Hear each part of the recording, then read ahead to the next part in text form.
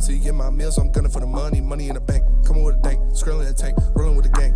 You sit and I on the sideline tripping. I go to the hole with the rock like Pippin. Yeah. I'm okay. What up, though? And welcome back to the Woodward Heavyweights. I'm your boy, Eazy and Spencer. What up, though? We got Young Sus returning back to the TD booth. Yes, However, no Owen. It's crazy. Ever since the animosity, we haven't seen you guys in the same room. Yeah. Listen, man, the tension's crazy. So, you know, I had to, you know, make sure ops weren't in the building. Before you stepped in? Because you was scared? Yeah. I had to check the perimeter, you know what I'm saying? Had to spin the block a few times. But oh, man. Hey, real quick before we get started, man, I do want to address one thing because Chris was in the chat. And you backed this up, by the way. Yeah. I mean, I don't know if you actually listen now, but Chris has his hip-hop podcast. You know what I'm saying? He reviews. How many albums you reviewed so far this year? 7 million. Close. I got 103 as of right now. 103. My record for a year is 150, which I'm easily gonna smash. Oh yeah. Okay. You do Joey's? Yes, sir. What rating did you give it? I gave it on the stars. I gave it 3.5 out of 5. I thought it was very quality. Very quality. 3.5 out of 5. Yeah. What'd you give it? I haven't rated it like that, but I'd probably give it a 4. I love that album, man. I mean, I love anything Joey does. When I sent you that one with him and Chance, was that a Chance song or a Joey song? That's a Chance song. Highs and Lows? Yeah. Yeah. Gotta mix that song is hard. That song is so hard. That song goes crazy. That song does go and crazy. 3.5, to be clear, is really good for me. Like if 4 stars equates to 8 out of 10, and 8 out of 10 you start talking classic territory. I think it's below that, but really good. That's fair. Really all right, well, let's hear your official rating. 7 out of 10. Auntie. Well, I listen to albums more than once before I rank them, before I officially rate them. But off first listen. Hey, she took Drake to the cleaners, man. Bro. Listen. I haven't heard it yet. I love me some Beyonce, though. Like this song or like just like... No. Because Drake... So there's like a rumor in the industry that Drake got that dance album out. Like the reason why he dropped it with no promo, no nothing. Because Drake always wants his promo. He always wants his airtime. He wants the whole world to know. There's 2 theories that work. One is that he was getting out of Beyonce's way because everybody knew Beyonce was coming. And she's making a similar album.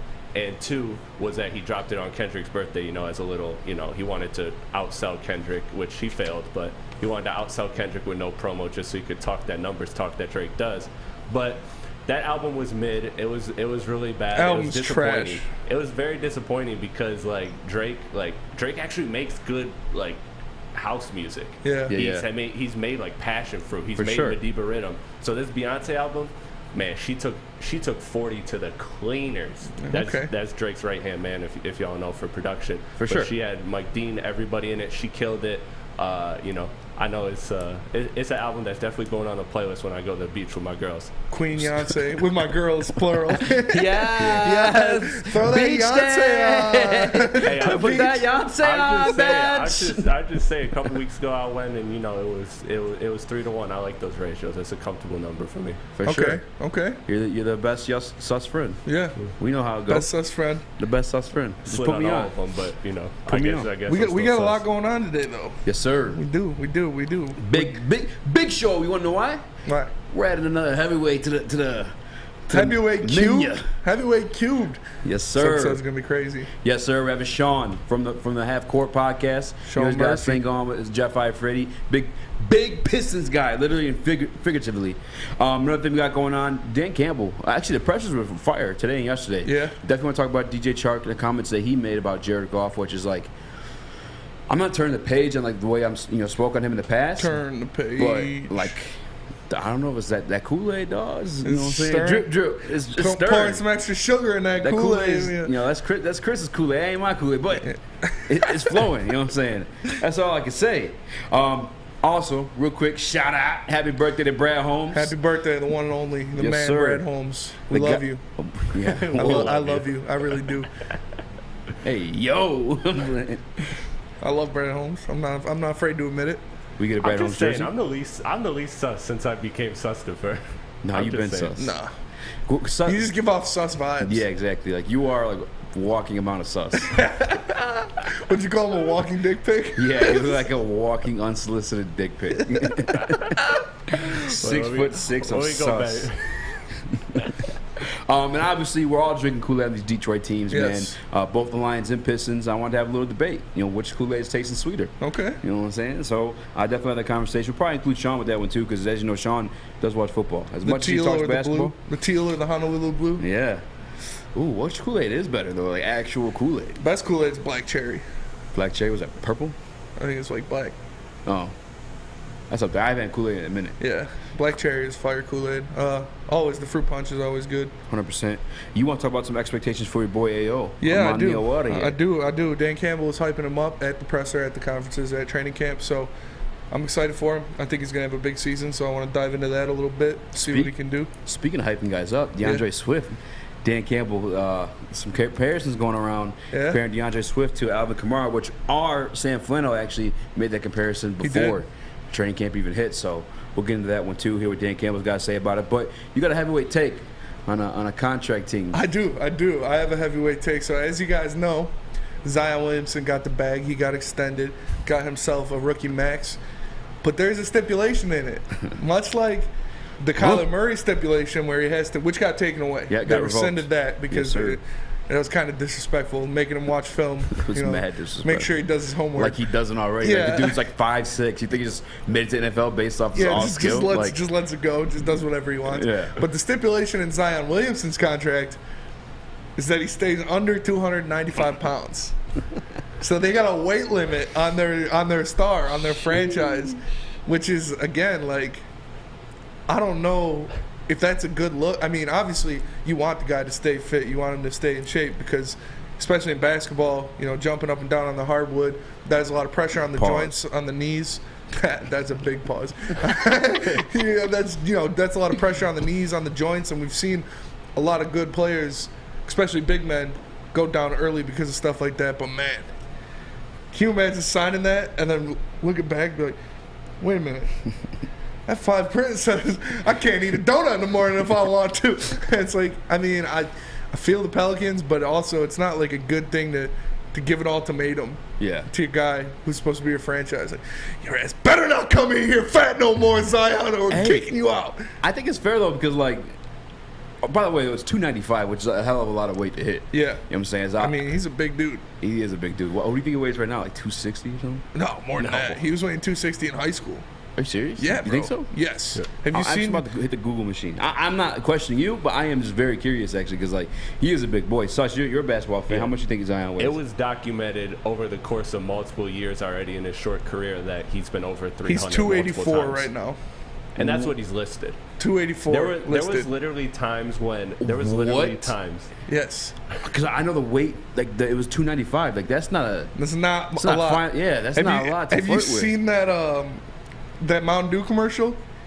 Where he's sitting on it's like him and Zach Levine playing 2K. Yeah, he looks about 320 in that commercial. It might not be a flattering angle, but that's a heavyweight. Huh? That's a heavyweight, for sure.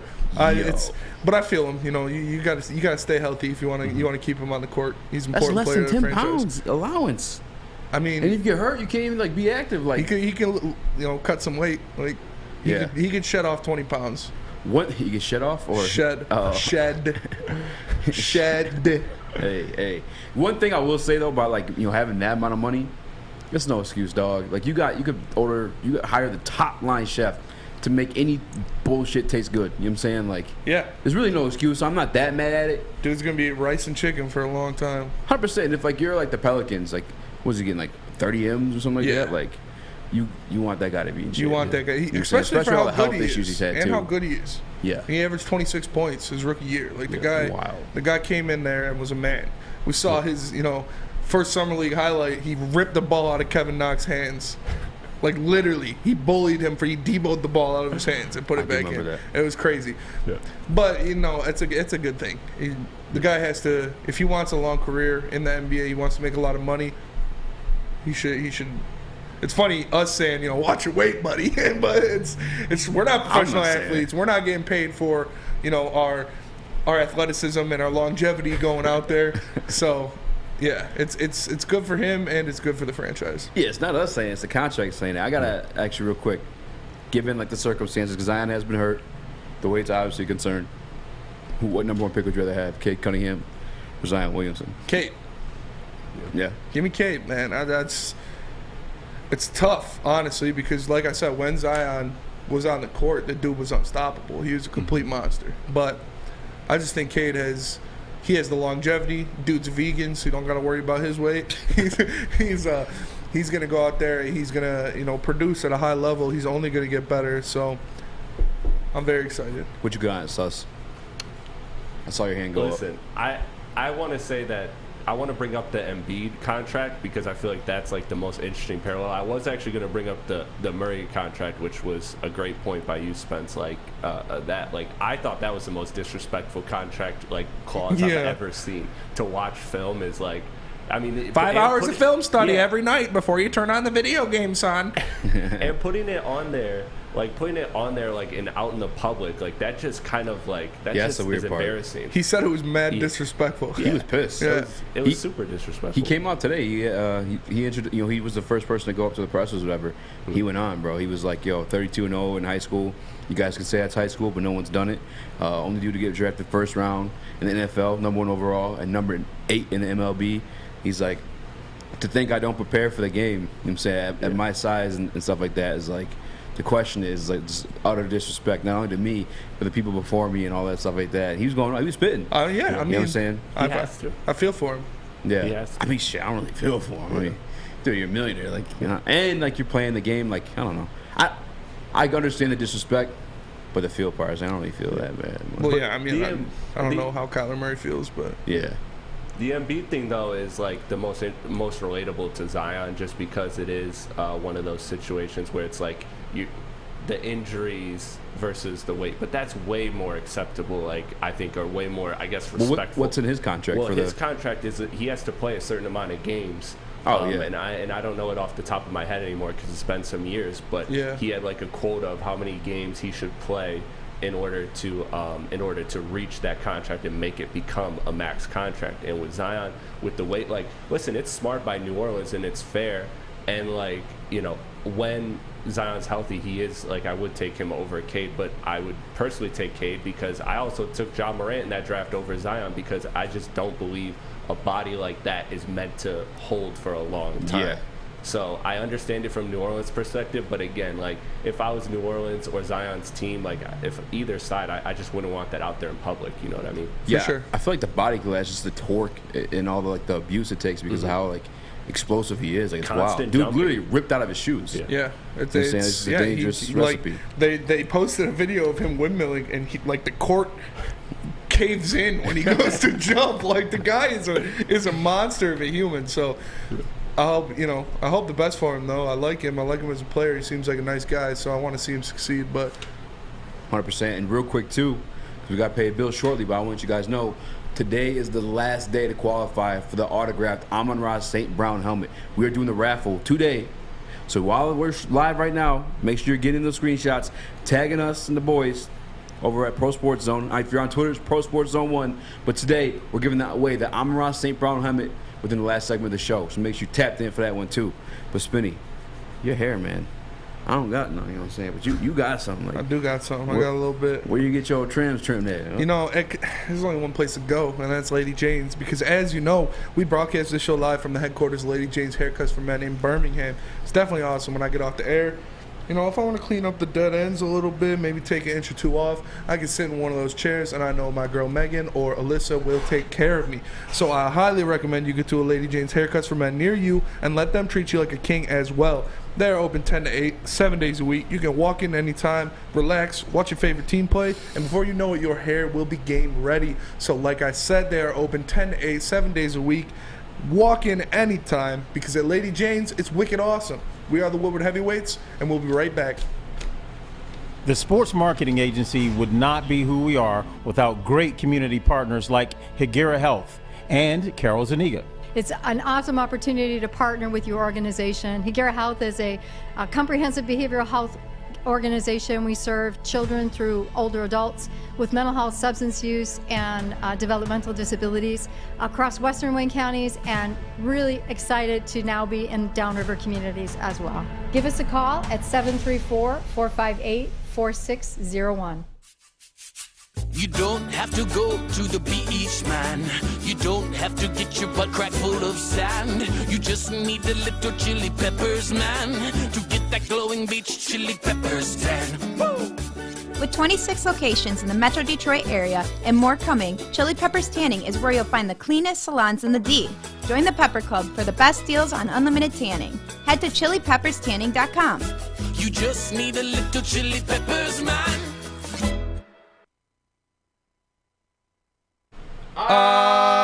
Trader. OddsTrader.com is the one site for your game day bets, play-by-play updates, and live scores. The best price on every game from multiple sports. We the best. Guys, if you're spending your money, you're playing with your money, be smart about it, man. Another one. Use OddsTrader.com to shop for the best bet. Another Make sure one. Check it out today. God did. I think it's very different because JG has more of a control on what's going on. You know, he has more of an input. So I can go ask the same questions that I would ask Ben or Coach L. I can ask him. And so that helps a lot when I can go, you know, straight to the source, the guy that's throwing the ball just on small routes, trying to figure out what he's thinking. So when I'm lining up, I'm kind of thinking in the same way. And we still got a ways to go. But just like today, a few plays I saw what he was thinking before he thought. And I asked him if that's what he was thinking. He said, yeah. So just small things like that are really helpful when you have a veteran QB like he is.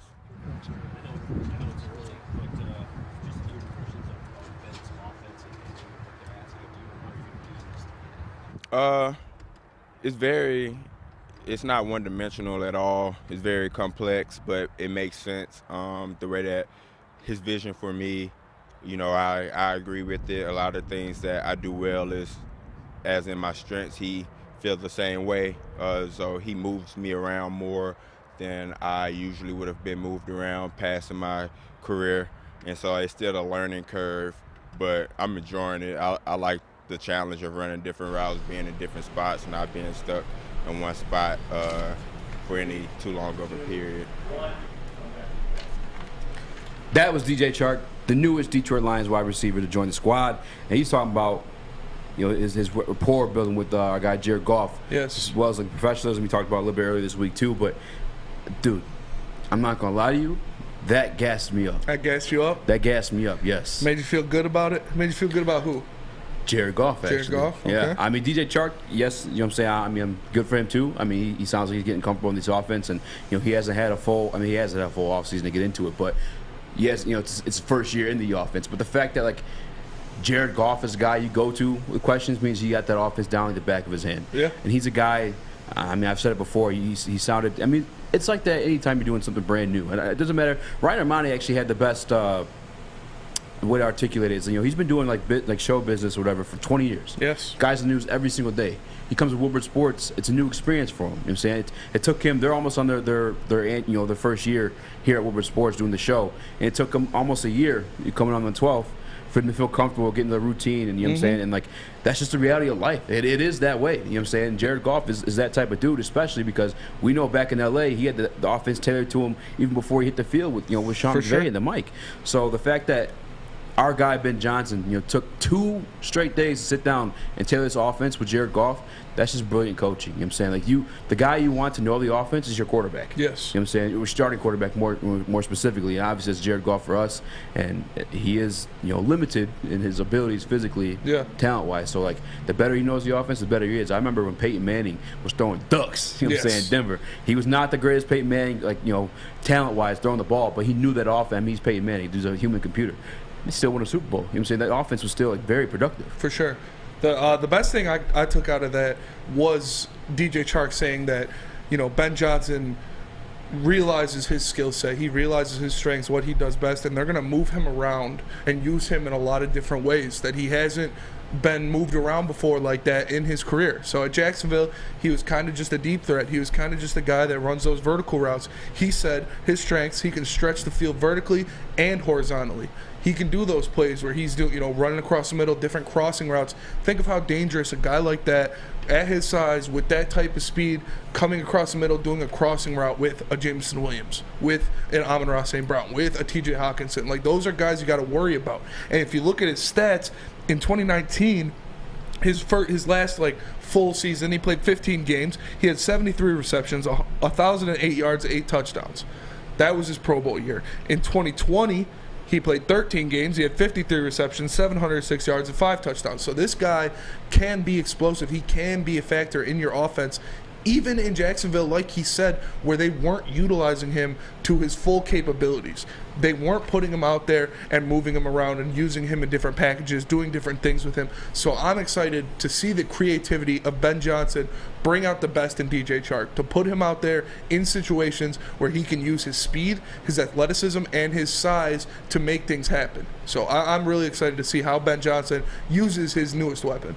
100%. I think you touched on another point too.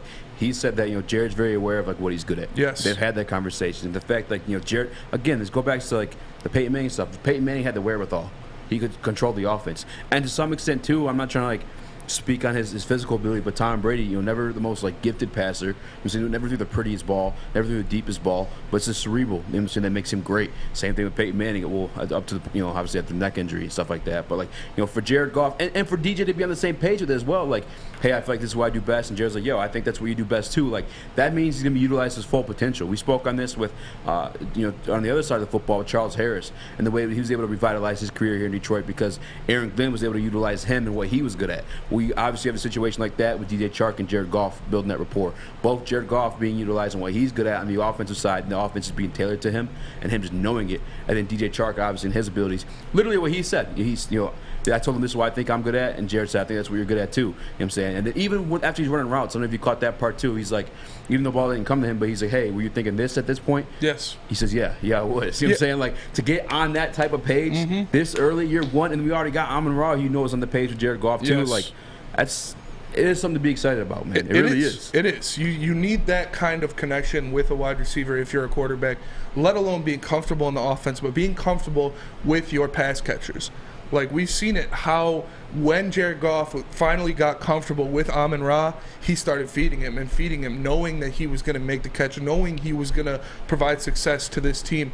And so if he's already on that level with DJ Chark, before the season starts, that's 2 guys already that you have at that level. We know that he's comfortable with TJ Hawkinson. Maybe not on that level yet, but that's a 3rd guy that you could put there. Oh, yeah. DeAndre Swift catching the ball out of the backfield. He's comfortable with that. Did you see the highlight they had today? Yeah. Oh, yeah. Deep ball to DeAndre Swift. Hey, right away I tagged Madden because we talked about the catcher, and y'all need to fix that. For real. And so when you have that rapport with your pass catchers, it's another coach on the field. Like he said. Yes. He said he can go talk to Jared Goff about what's going on with this scheme, what's going on with this play, and it's the same as if he would talk to Ben Johnson, if he would talk to Antoine Randall-El, if he would talk to these coaches about what should he do here. That's what Jared Goff is telling him. So that is impressive to me on both parts. It shows that DJ Chark trusts and respects Jared Goff, and it shows that Jared Goff has already formed that bond, that symmetry with this guy that he hasn't even played in a game with yet.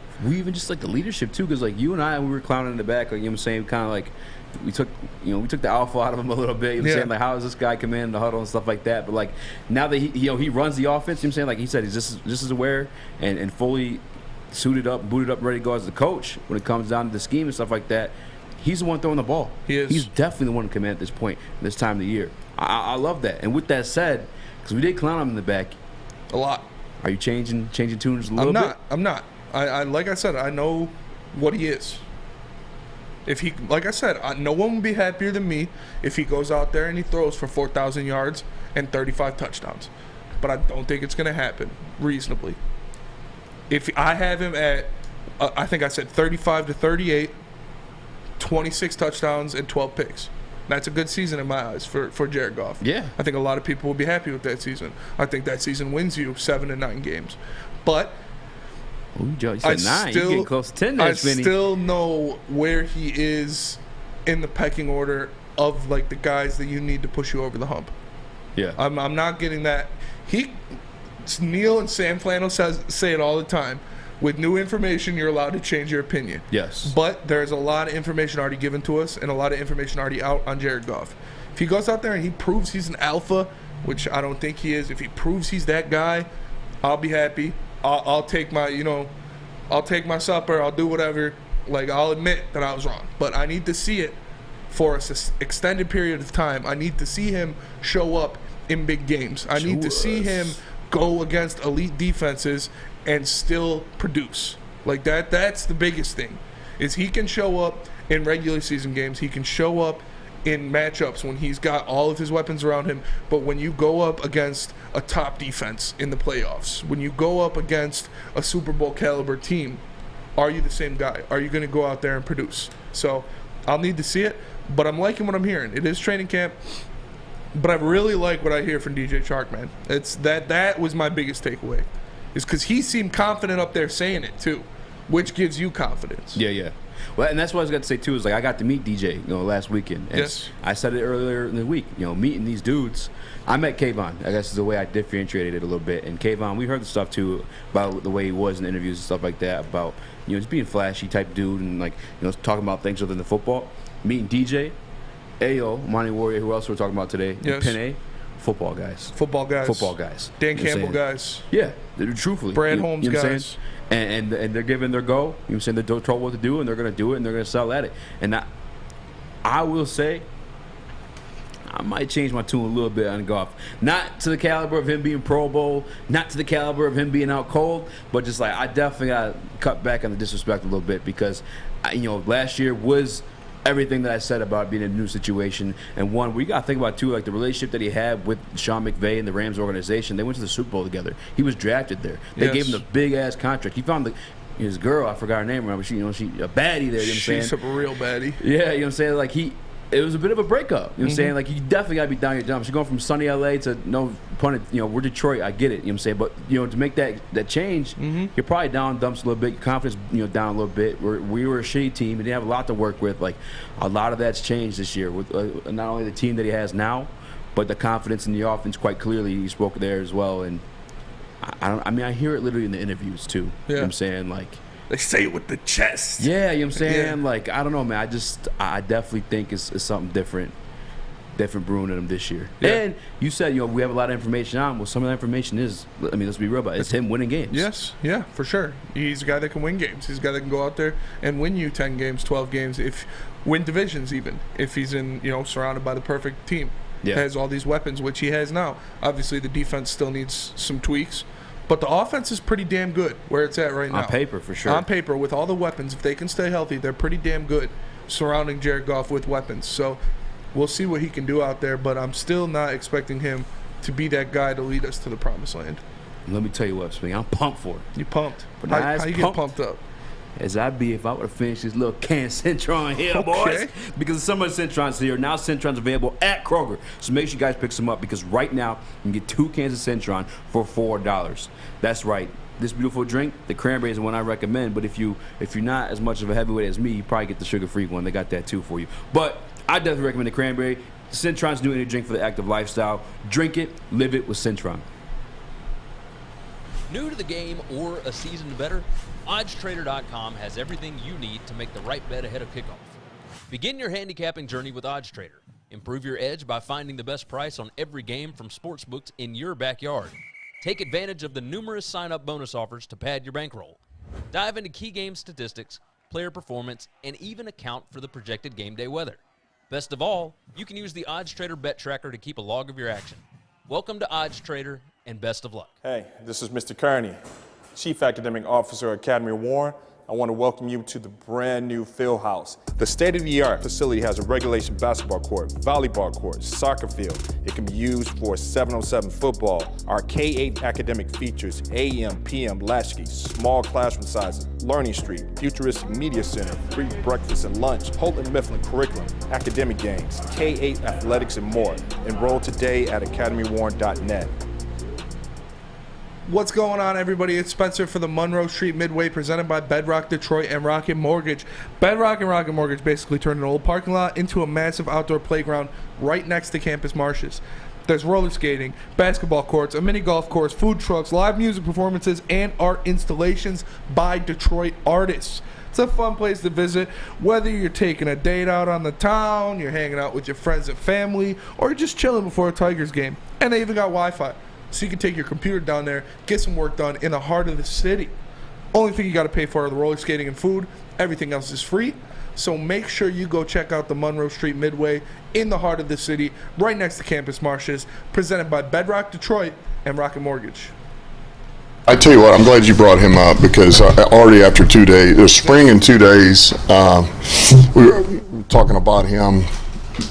Shoot, last night we were talking about it, but I tell you what, he even from this time last year, just man, he feels like, he feels like a vet. He feels like a guy who he understands what he's capable of. He understands, what he's good at, what he can do, what he needs to work on. He's a pro right now. He's practicing like a pro. He did in the spring. He is. There's a comfort level. He's very confident, and it's good to see.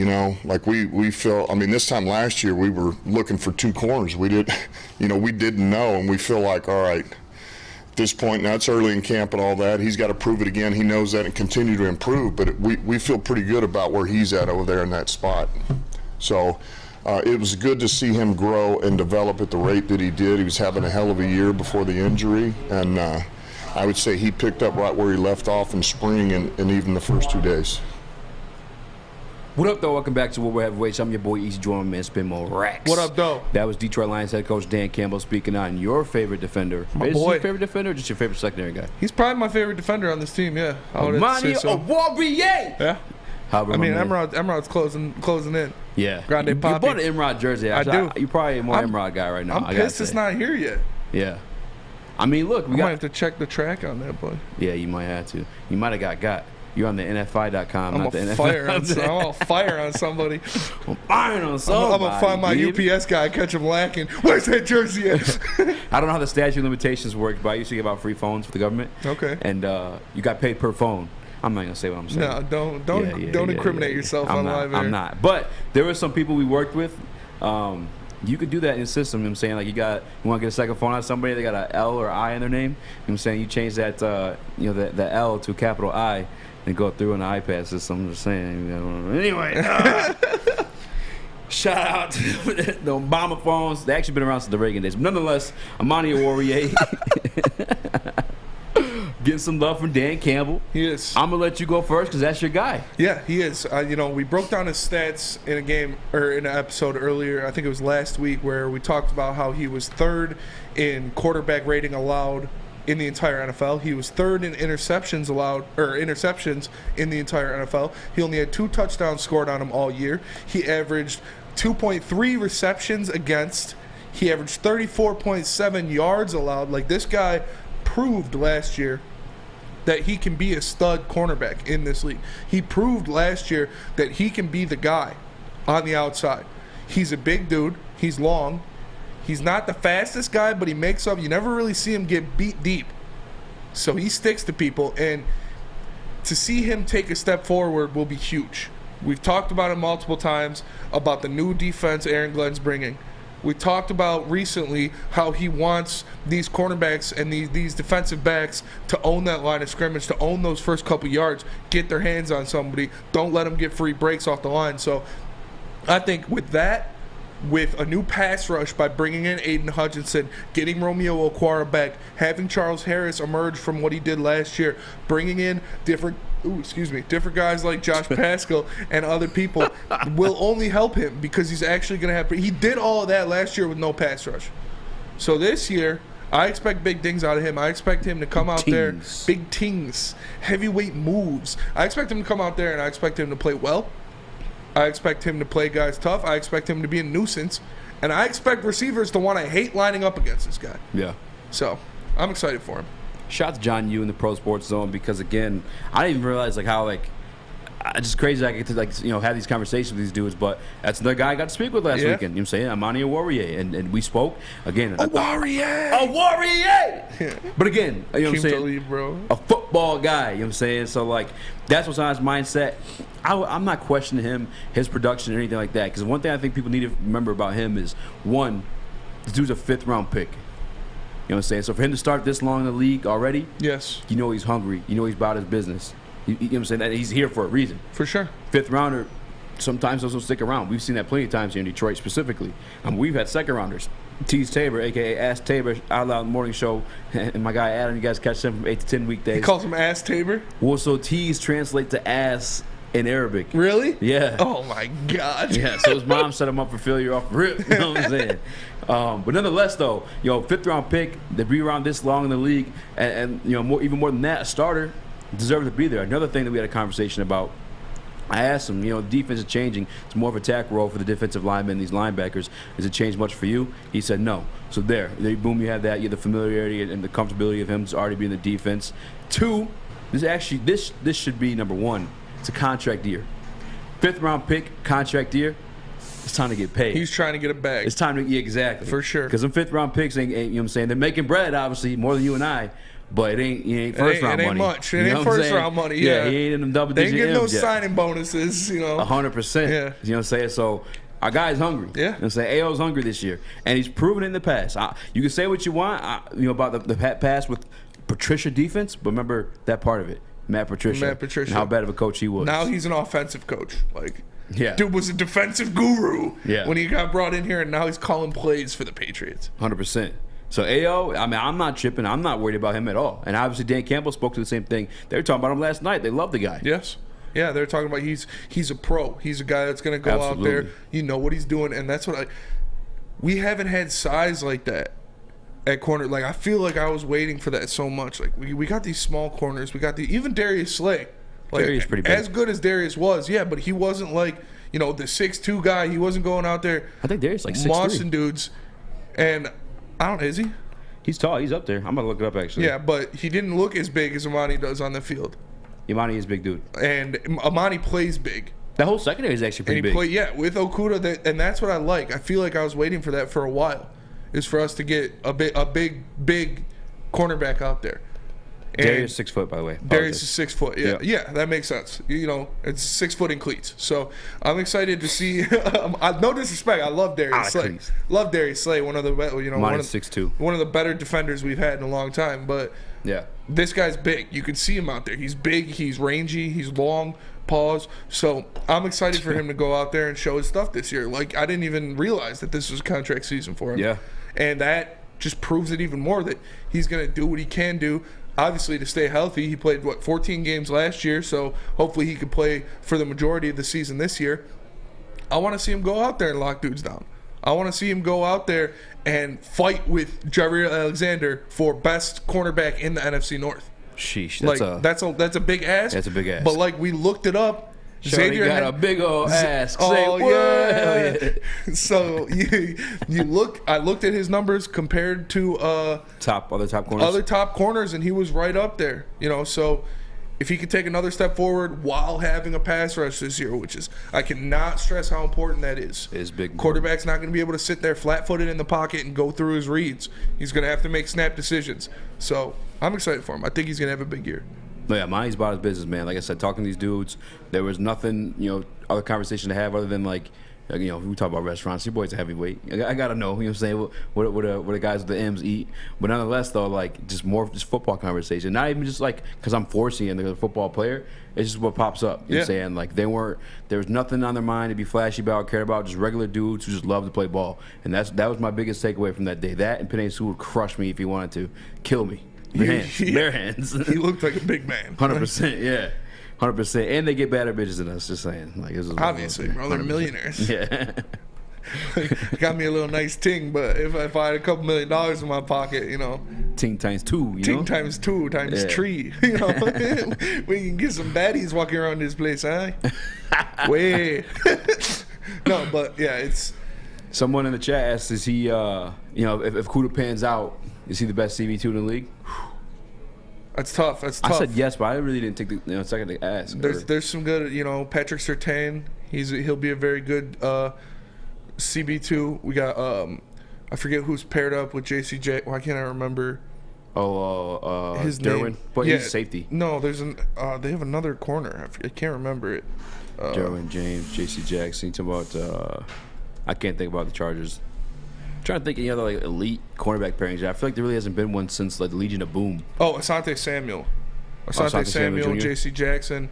That's a good pairing. Oh, that's dirty. That's a very dirty pairing. Who'd they grab this year in the first round? The Chargers? Yeah, they get like a defensive tackle or something like that. I can't remember. Let me look it up. Was it Devontae Wyatt? You talk. All right. I think Devontae Wyatt actually is in NFC North. Everyone's putting their weight in the chat because Chris said if you weigh over 200 pounds, drop a like on this video. Orlando Brown coming in at 255. Doughboy Steve, 295. Marcus Peter, underappreciated nowadays. He is, but he also got banged up last year. But you can say the same for Jeff Okudah. They got a guard. Zion Johnson, offensive guard. In the first round? Yeah. Oh, for some reason I thought they went defense. I know Jordan Davis went to Jordan Davis was like Eagles, mocked to them, but he went to the Eagles. Yeah. Oh yeah, we talking about. Oh, if they got Jordan Davis, that'd be crazy. Which it would have been. That would have been dirty. Would have been knucking futz. Yeah. 100% they. But no, man. I mean, I'm hype over Oruwariye. I'm not as high on him as you are, but I am like, dude, he's a stud. He's a stud. He's a stud nonetheless. Yeah. Without question. Like, I'm not like crazy high on him, but I think he can. You has to be close to Yair Alexander. I think he can. I think who's a better other than Yair Alexander, who's a better cornerback than him in the NFC North. All right, so this is like a total like health situation, and we're gonna talk about this, Jim, in like later on in the show. Yeah. But Okudah coming in the season last year was CB1. Yeah, that's fair, but they didn't know what they had in Amani last year. He went out there and proved it. Yeah, and Okudah's coming off the Achilles too. Yeah. So yeah, I mean, who else in our division? I mean, we did have Xavier Rhodes isn't here no more. Yeah, Patrick Peterson is not the same as he was. I don't think he's on the team anymore either. With the Vikings. No, you're probably right. I mean, no, he's for second best off the top of my list. Chat, help us out with that one. I'm trying to think. Yeah, I mean, NFC North's been switching up lately. Nonetheless, though, Spinny, where's yes. Amani's in the defense, but who's got the best defense in the game right now? Best defense in the game. Yeah, better than Yair Alexander. Bro. Better than the Chargers. Better than the 49ers. Better than the Packers. You know, there's only one, and that's the Guardian Alarm, because the Guardian Alarm keeps you safe and gives you peace of mind whether you're at home or on the road. So you're playing away games, and they're still protecting the crib. Their 24/7 local monitoring makes sure what's important to you stays safe. So call 1-800. Stay out. That's 1-800. Stay out. One more time for everybody in Lady Jane's. For everybody in the back, call 1-800. Stay out. Right now, kill my vibe, and tell them Woodward Sports sent you. We are the Woodward Heavyweights, and we'll be right back. Chapadas. Hi, my diamonds. It's Crystal with an X. You want to get hot and perfect like me? Here's my super easy routine. Drink at least a gallon of water before you wake up. Attach a weight to everything in your house. Hello? Sell your car and just sprint everywhere. Scream when you exhale. Don't follow Crystal with an X. Do your own thing at Planet Fitness with tons of equipment and free fitness training in our clean and spacious clubs. Join now for just $10 a month and cancel anytime. It's a great day to get some Centron in your life. Okay. There it is. Centron, here we go. Gotta grab the cranberry. Oh wait, it's 2 for $4. Gotta double up with the classic as well. Centron World, baby. Centron, available at select Krogers, and if you want to know how, go to @CentronWorld.com. You can get dope like me. You know what? Why wait?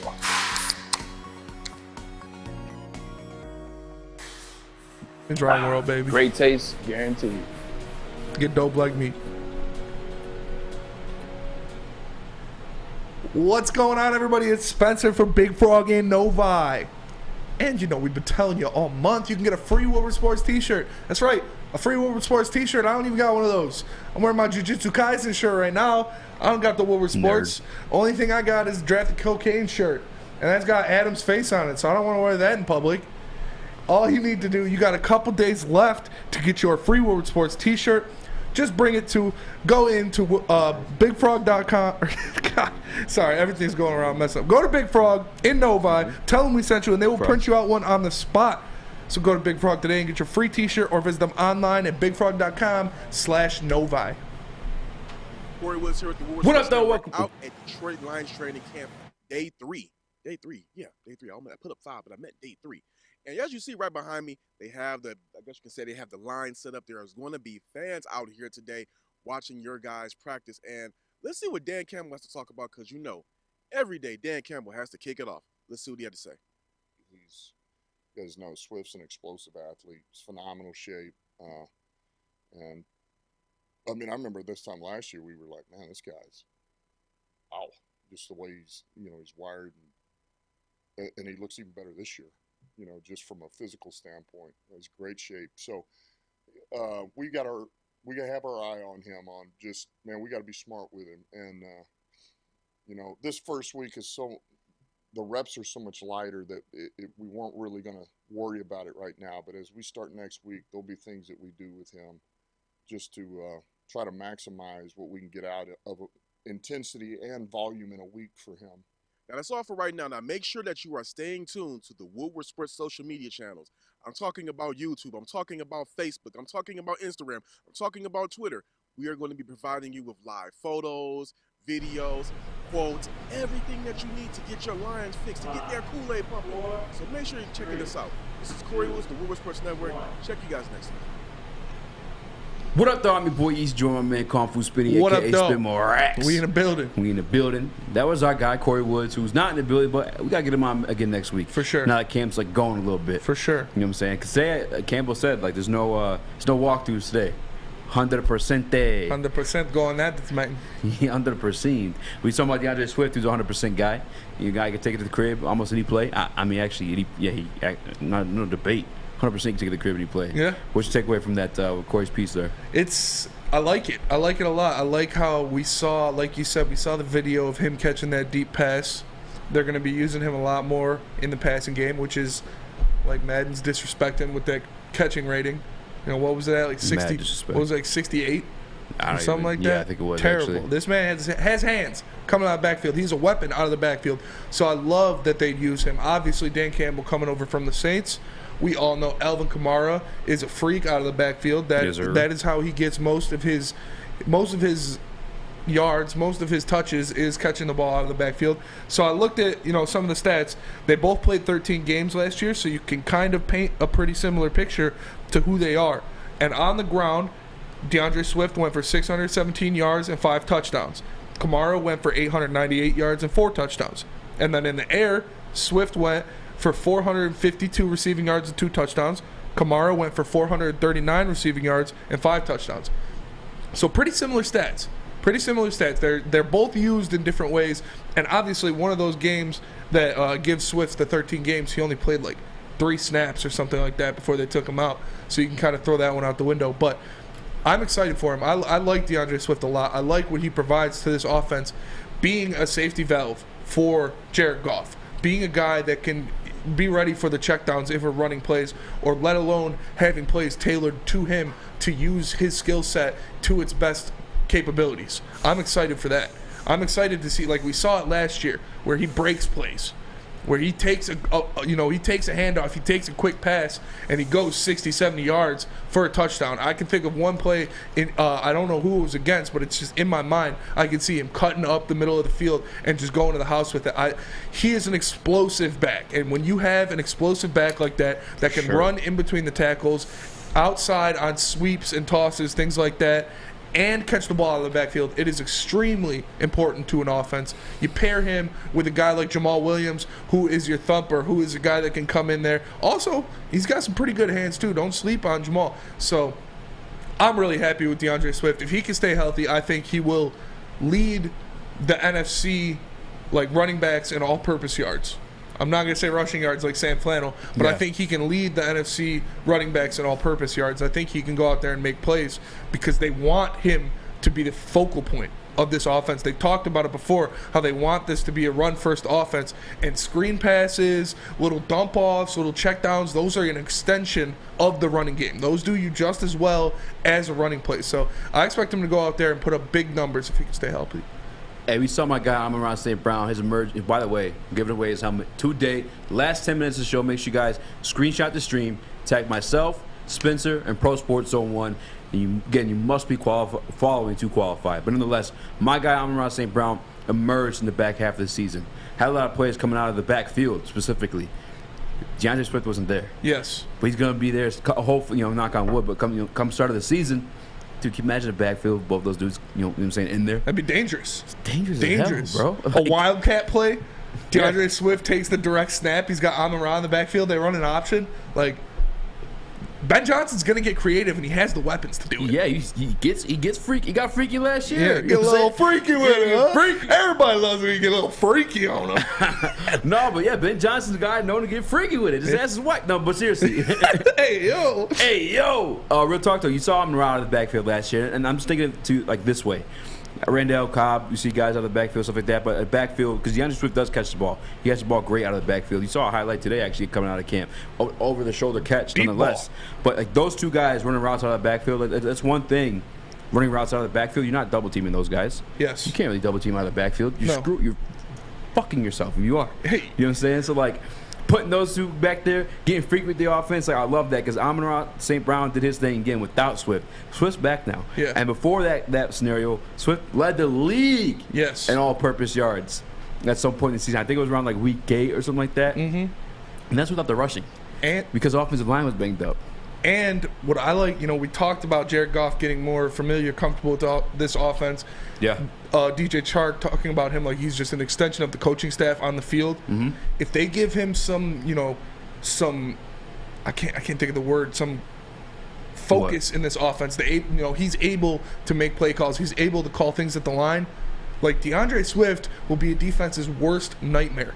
Oh, yeah, he's running routes. You put him out there, he's running routes. He's going against, a linebacker? He's going against a safety. He's dicing those guys up. You bring in a nickel, you bring in somebody to cover him.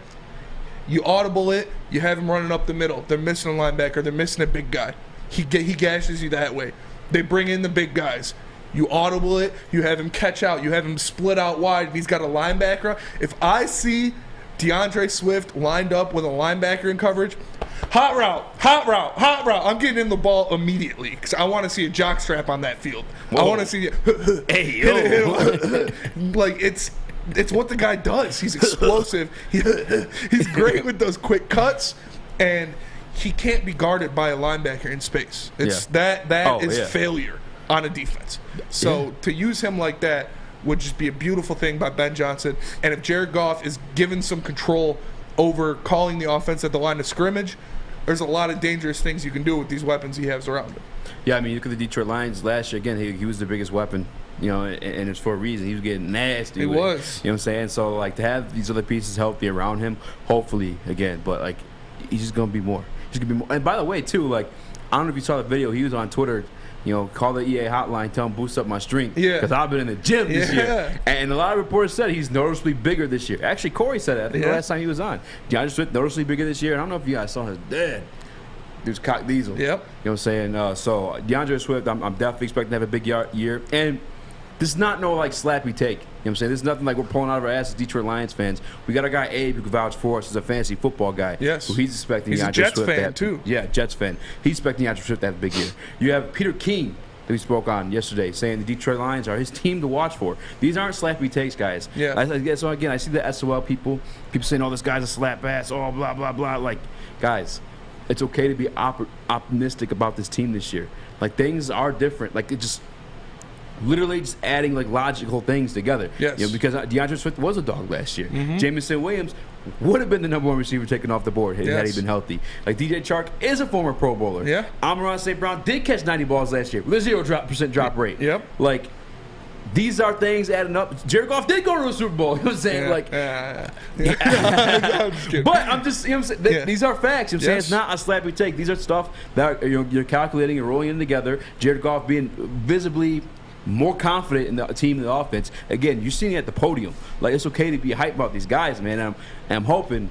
I don't want to jinx anything, but we might be able to speak to one of these guys next week too. Very, very possible. Very possible. We got a lot of big things lined up for the heavyweights. We only do big things. So, but yeah, man, I think the only thing that's stopped DeAndre Swift from being like a top flight back or thought of as a top flight back in this league is the health. Yes. If he's been out there for the majority of the season, he's put up great numbers. Like, we saw what he did last year in 12 games without receivers on the outside, without a Pro Bowl center, without a Pro Bowl left tackle for a majority of the season, with a quarterback in a brand new scheme, with his offensive coordinator getting fired halfway through the season. Like, now that we have the continuity, if we can stay healthy, if he can go out there and play 14, 15 games this year, I expect him to do big things. I expect him to easily get over 1,000.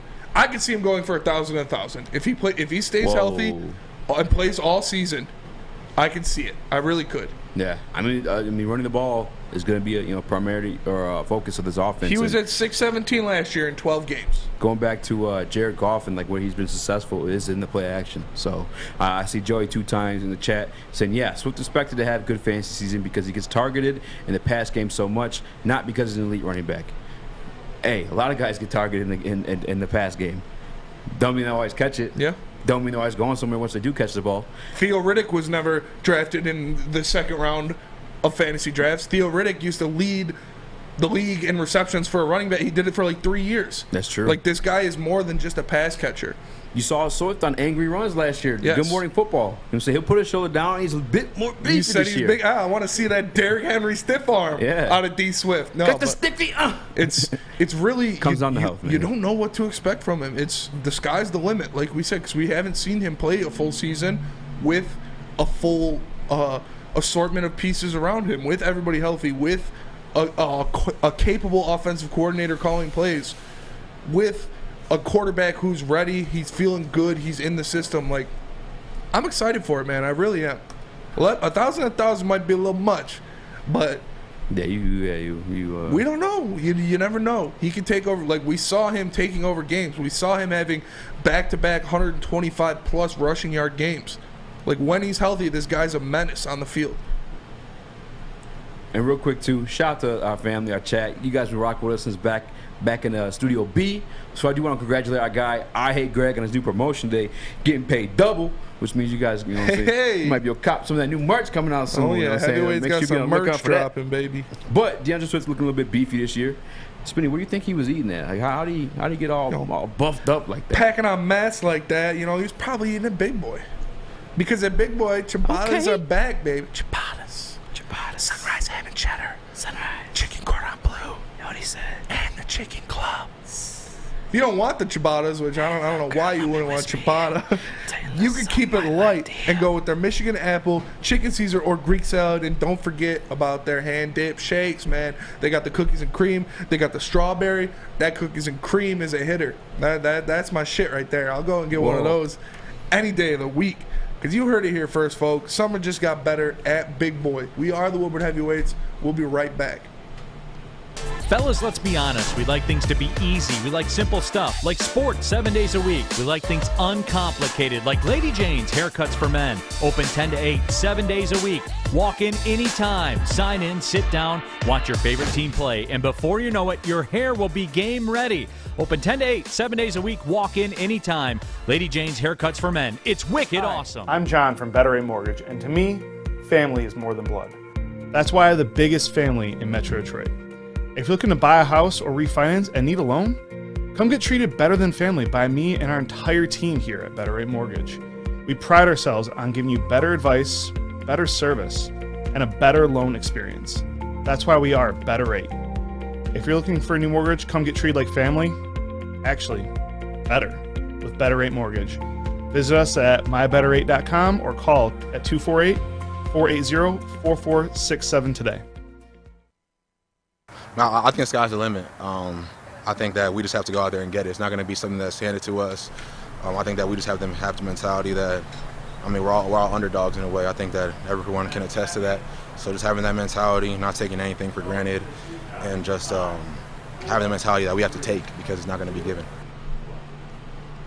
What up, Noah? Welcome back, brother, to the Woodward Heavyweights. I'm your boy, Eazy, joined by my man, my tag team partner, Spinmore. What's up, brother? We're here on the big disc. And don't forget, we're giving away that Amon-Ra autographed helmet today, brother. So you better check us out. And you better take a picture of the stream. You post it on Twitter. You tag myself. Tag it. The Dominator and Eazy. Pro Sports Zone 1, brother. And make sure you're following all of us to be available to get into that raffle. Shout out to John Yu and Pro Sports Zone for hooking us up with that helmet. I did not expect that. I had to bounce right in. It's keeping me on my toes today. But My voice hurts now, Spencer. I don't know how he did this, brother. What if that was just his actual voice? He's walking like he's at the DMV. Hey there! My name's Randy. I'm here to renew my license. Like, sir, we need you to calm down. I'm not calming down. This is how I talk. He's gonna drive through. Let me get a number 1. No salt on my fries, please. I got high cholesterol from all these steroids. R.I.P. the Savage. R.I.P. the Savage. On to another Savage, drafted number 3 overall in the 2020 draft. Jeff Okudah, looking buff. In that video, by the way, Neil pointed that out, and I was actually looking at our thumbnail yesterday. I'm like, hey, yo, for a cornerback, dude's looking yoked, son. Like, dude's looking pretty juiced up. I just hope that he's able to keep up with these the receivers. The dude's running 4.2s, 4.3s with that Achilles injury.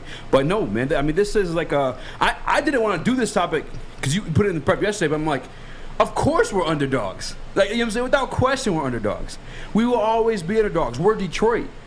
You know what I'm saying? Any Detroit team's going to be an underdog. We were underdogs when we were winning championship with the Pistons. We'll forever be underdogs. Cade Cunningham, deserving of a Rookie of the Year candidate, right? Underdog. And gets pooped on in the offseason. Yeah. Is put on the bottom of these lists. Yeah. Not even thought about in some lists. That is the mentality of Detroit. It's like literally Detroit versus everybody for a reason. Detroit versus everybody. Yeah. So, there's that. But no, I like that mentality. I like that, nothing's going to be given to us. We got to go out there and take it. We got to prepare for it. We have to punch someone in the mouth and take their lunch money. They're not just going to buy us lunch. That's what you need, especially for Jeff Okudah. You talking about lunch? I got sidetracked there for a minute. I'm thinking about So, especially for Jeff Okudah, who is a guy who was an elite talent in college. He was the 3rd overall draft pick. He didn't perform well when he was there. He got injured. He got setbacks. He was supposed to be the dude, and he hasn't proved it yet, so he should have a chip on his shoulder. Yeah. He should be saying, we're the underdogs. We got to go out there and prove it. So I'm excited for it. I think they can utilize that, and it'll help give them a little more drive in games, You know? 100%. Listen, this is a little message to the Detroit Lions. And all the new Detroit Lions here, brother. You feel like the underdog now. Just wait till you start winning, brother. And they still don't take you serious. You keep that underdog mentality. And you know what, brother? I'll confirm that with you, too. Okay? Because these guys are practicing at their practice. Unsolicited. Dude. They're running up the hill. They're getting in those extra cardio sprints. Running up the hill. And you heard Dan Campbell. That's a different song there, brother. No, but for real though, they're doing the extra work. You're hearing guys like Charles Harris being called a pro's pro, Oruwariye being called a pro's pro. You want to know why? Because they're gathering these young dudes and they're doing the extra work after. And that's the stuff that it takes to win games. You got to keep that mentality. What do we hear about the greats all the time? Oh, he's always first one in the gym, last one to leave. You're seeing that with this team, the entire team. They're underdogs and they got to put in the work 100%. Spinning. Yeah, it's true. They need to prove it, especially this defense, who is the underrated of the two, sets. We all think the offense is going to be great. The defense still has some question marks on it. So we need them to go out there and play with that underdog mentality, play with that, I'm the man. I'm here. You're not beating me. You're not working harder than me. You're not going to outwork me.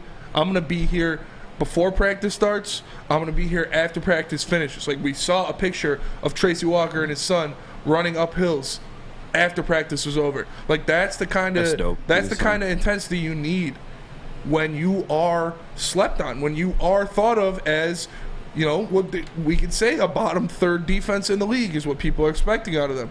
So I expect them to go out there, I expect them to play with a chip on their shoulder, and that will help them succeed. That will help them be bigger, be stronger, to be on point, to know their positions, to make sure they're not getting outworked by anybody at any time. 100%. I mean, that is what it is. Like, the underdogs. You're going to be the underdogs. Again, like I said, my voice is going to run out by the end of the show. I should not have done that much. Macho Man! The Motor City Macho Man, baby! Nonetheless, though, they're putting in the work, and they know that they're underdogs. You spoke about Tracy Walker, but the entire defense is doing it. I love that Jeff Okudah's got the mentality. That's one thing, too, about this entire team. Even more so Jeff Okudah, too. Like, you know how easy to tell, like, for him to be out there and be like, I can't wait to prove these haters wrong and blah, blah, blah, and Yaze Blase, and that's not the case. He said he's talking about the work he's putting in. He just said talking about, like, we are the underdogs. We all have an underdog mentality, and there's a reason why. You know what I'm saying? Like, they have been bad, but just so much maturity across his team. Even from, like, guys like Amon-Ra St. Brown. He had the 202 catches he does every day after practice. Did you know, like, the rest of the receiving corps were joining him now, too? It's more than just him. Like, DJ Chark yesterday had his media session, like, after practice, put all his gear back on, and went and hit the jug machine. 202 catches, like, this whole team, man. This whole team's got that underdog mentality, and it's for a very good reason. Are you arguing with somebody in the chat? No. I see you with the... No, yeah, me and Joey 2 times. The OG, my boy. Yeah. Weird shot. He said Derrick Henry isn't an elite fantasy running back, but I disagree with that strongly. Yeah, when healthy, he definitely is. But, I mean, look, he got a couple miles on him.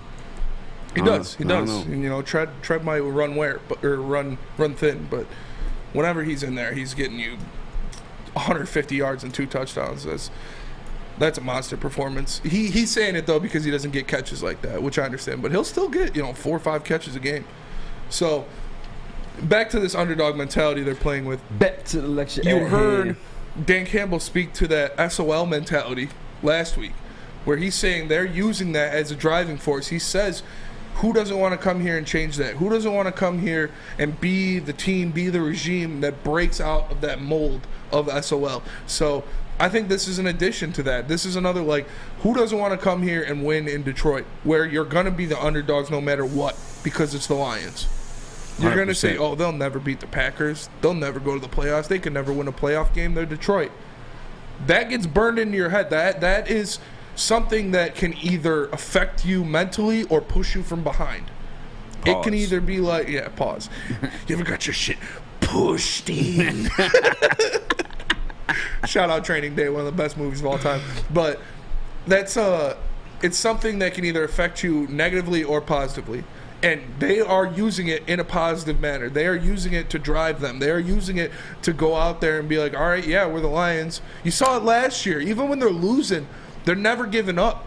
They're playing hard every snap. They're punching people in the mouth. Like Dan Campbell's first interview. Yeah, we'll get knocked down, but we're biting your kneecap on the way up. And we're getting back up. So that's what it's about, man. It is about fighting. It's about not giving up, not falling to these media narratives of the Lions, the S.O.L., the playoff drought. You got to go out there and be the best guy on the field at all times. That's what you need to believe in yourself as. And, like, Mamba mentality, nobody's going to outwork me. Yeah. Who do you think has the biggest chip on their shoulder in his team? I think it's Okudah. Yeah, without question. Yeah, that Randy Savage got to me a little bit too. Throws a little horse. I did the whole intro coming back like that. Yeah, I know. That's impressive.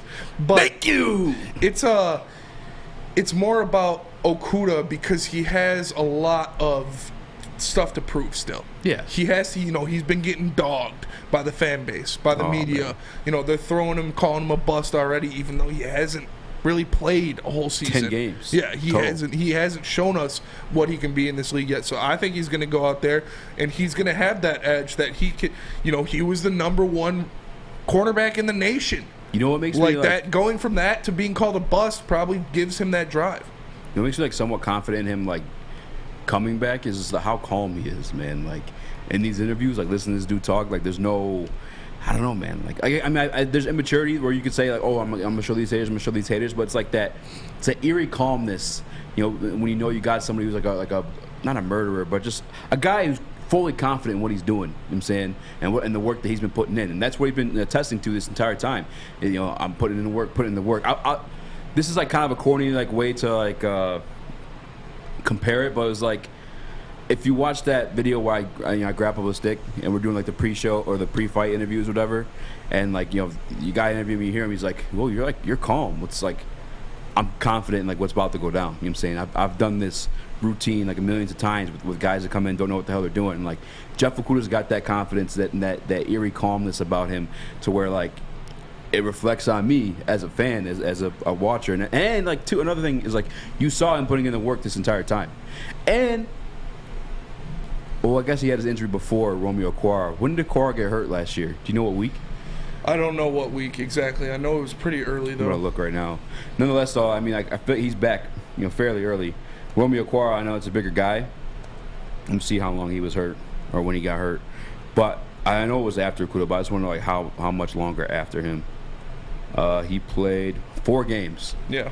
So only 3 weeks later, he got injured with the same injury as Jeff Okudah. Jeff Okudah's back and ready to roll this season. No pup list, no NF. Well, he's not going to be in the NFI. It happened during the season, but this kid, he's drafted number 3. He's supposed to be a freak athlete. You see him in the videos looking like juiced up to the gills. Might be better than what people expected. I think it might be similar to a DeAndre Swift situation where dude's a dog, hasn't been healthy. But we'll see. We'll find out. This year is a big prove year. He's definitely got the biggest chip on his shoulder, the biggest underdog on the team without a doubt. Who's number 2 on that list for you though? Number 2 on that list is man. The Swift? Would you put Swift up there? Swifty's up there. You know what? You know who it is? Jared Goff. Yeah, without question, Jared Goff. It's like we said, he's got a lot to prove. He's been getting dogged. He's getting rated below, Whoa, dude. He's getting rated below guys like Bro, chill. What? I think Jared Goff pieced you up, though. I'm just saying. What did I say? I said he's getting rated below guys. Oh, I thought he was just getting ready to blow guys. No, what the hell? That's right. You better calm down. Sorry, brother. That little blood circulating up here right now. Good. For the record, I heard that too. He's getting rated. Okay, thank you. He's getting rated below. He is getting rated below guys like Justin Fields, like Zach Wilson, like Trevor Lawrence. That's disrespect for a guy of his caliber, a guy that's been to a Super Bowl, a guy who's won NFC championship. So I don't know. I think he has probably the second biggest chip on his shoulder. Yeah, he might have a bigger chip, no? A bigger chip? Than Okudah? No. I think Okudah's got the biggest chip. He's got the most to prove. He's getting slandered. Yeah, but like you said, Goff is proven. You know what I'm saying? He has hey, what do you... Why I did this before. You know what I'm saying? Hey, I outdo Patrick Mahomes. They're like, fuck you, dude. You get ready to blow guys. No, but yeah, I just think Okudah has more to prove. Being, obviously Jared Goff was 1-1, so that isn't, that'll give you a big chip too.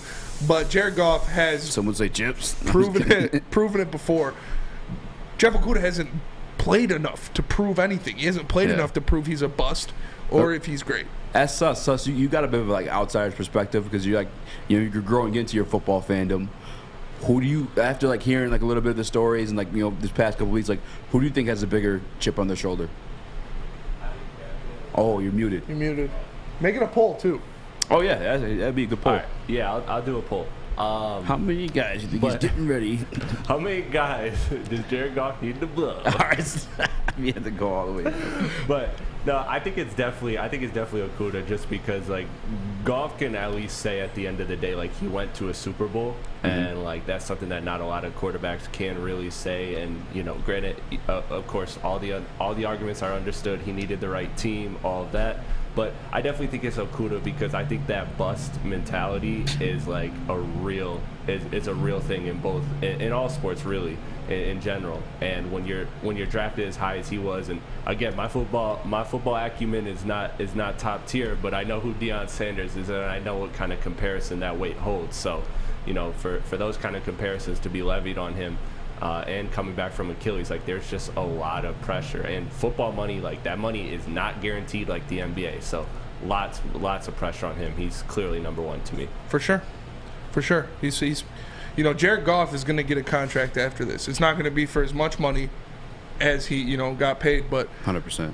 Jeff Okudah, he's still going to be making a couple $1 million a year, at least as a backup. But Jeff Okudah, if he doesn't pan out, he might get bad money, not top 3 pick worthy money. So 100%. He has the biggest chip on his shoulder in my mind, because I think he's got to go out there, he's got to prove it to a fan base, he's got to prove it to the NFL, and he's been getting slandered big time, but he hasn't been given the opportunity to show us what he truly has.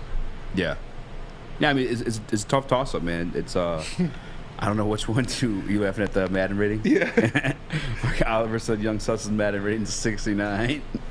I saw Young Sus confirmed, yeah, hell yeah, I did. You're muted again. Nerd. Listen, Madden's rating is Madden's rating. Who am I to argue? Hey, yo. Hey, Jesus. Let's reel this one back in real quick because I want you guys to make some money, all right? Yeah. Easy money. Where at? All right. MyBookie.com. You want to know why? More than the Pistons 27.5. That Detroit Lions 6.5 is money. I'm telling you right now, take it. And if you lose, come find Spinny, all right? He's going to take care of you for me. But when you guys do sign up, if you haven't already, because I know we tell you this every single morning throughout all 3 shows, use promo code Woodward, guys. They're going to match part of your first deposit at MyBookie.com. Make sure you sign up right now. MyBookie.com is the best place to place your bets. Before we leave today, we might even give you some UFC picks. I got 48 entries in on that wheel. Ooh. Somebody's getting that Amon-Ra helmet. Yes, sir. Remember that, too. We'll be right back. It's Woodward Heavyweights. It took exploring 50 different formulas and hosting countless taste tests, but we believe Gypsy Vodka is the smoothest vodka on the market.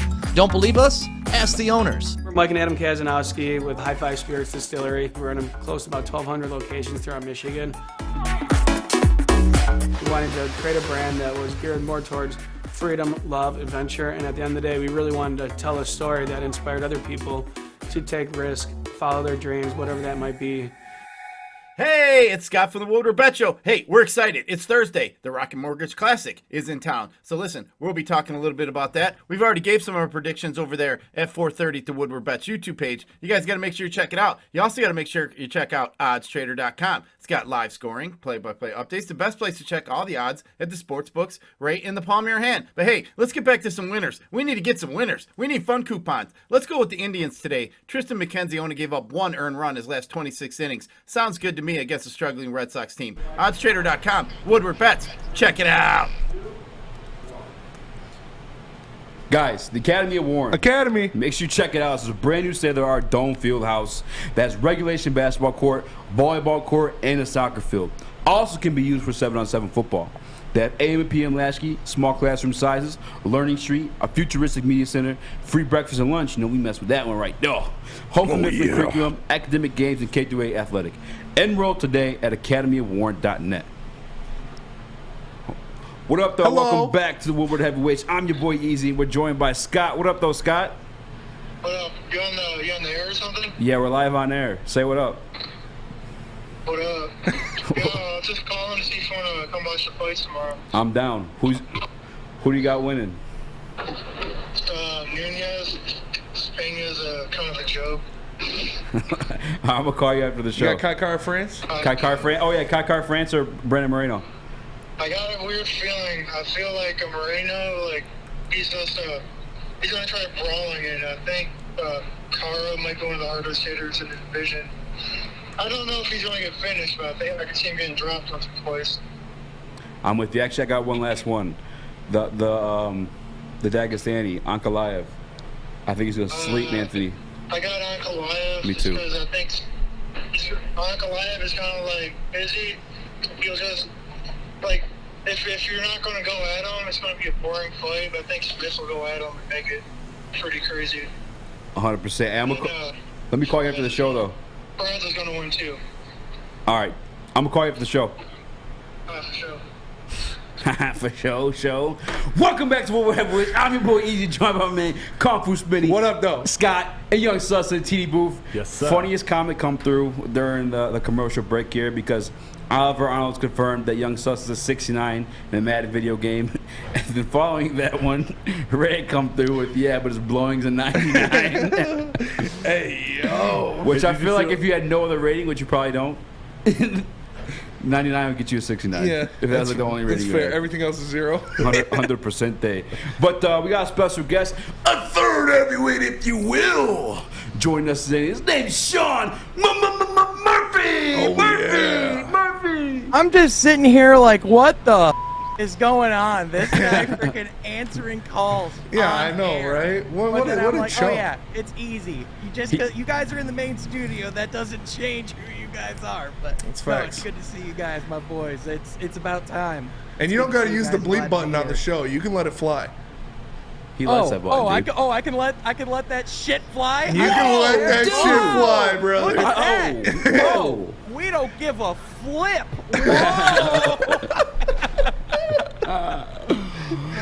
Sean, man, real quick for the people who don't know, man, shout out your podcast because you're killing it. You're on fire lately, you and Jeff. Yeah, appreciate it, man. From Half Court, myself, Jeff Iafrady, and my buddy Troy always sit down every week, talk things, all things NBA basketball. But we're diehard Detroit Pistons fans because obviously that's where our passion lies. So a lot of times talking to the Detroit Pistons, we're two subscribers away from 1,900. So okay, maybe we can get to that by the end of this show. Who knows? But for sure. Go subscribe to the boy. Yeah, absolutely, man. And also just shout out Woodward Pistons, just everything we're doing. It's all, shout out. all in the same vein. So yeah, man, just putting in the work. Even though it's the dead season in basketball right now, there's always things to talk about. So for sure. Yeah, real quick, should I say? I'll do it right now. Give me your best Randy Savage impersonation. I gotta hear it out of your voice, man. Bonesaw is ready. Ooh, yeah. Let me tell you something. When you're stepping in the ring with the Macho Man, oh yeah. Hold on, I can go. Oh yeah, when you're in the Madison Square Garden with the Macho Man, you don't know what the is coming your way, brother. Oh yeah. So, that's awesome. I feel that the hands just come natural. Yeah, I mean, you gotta. I think it helps like the vocals. Randy You're like Savage, summoning the vocals out of you. Yeah. Dude, Randy Savage isn't just.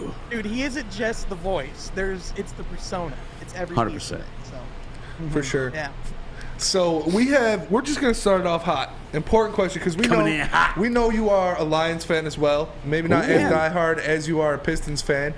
But we have a big question that we're going to go around the room. We're each going to answer, but I want to hear your take on it first. Who had the better offseason? Troy Weaver and the Pistons or Brad Holmes and the Lions? Ooh.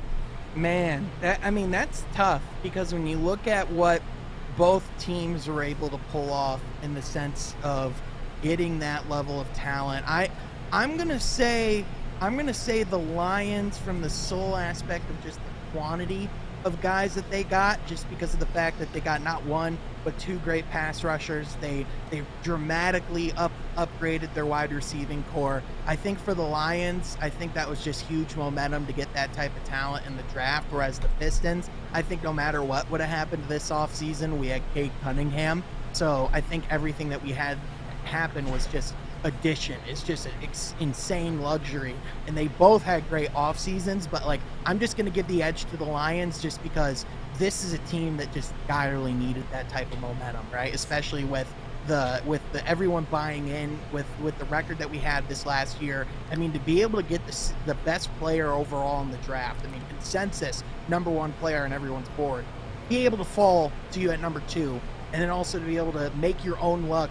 Everyone was talking about, oh no, Matthew Stafford's winning games. It's bad for the Lions, and if you root for that, you're the problem. And then they went and traded up from 32 to 12. So, you know, it's funny. It's almost like good general managers make their own luck. It's weird, right?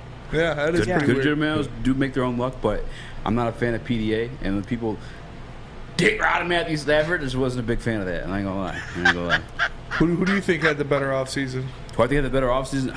It's tough for me. I mean, I was coming to this conversation, I was going to say the Pistons. Sean made a hell of a case to go with the Detroit Lions. And I think just purely off of, like, the amount of guys he had to acquire throughout the draft. Because, like, you know, obviously NBA, you have 2 rounds.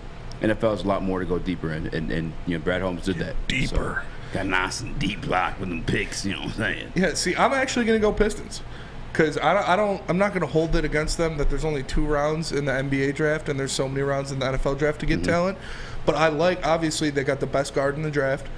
They got one of the best centers in the draft.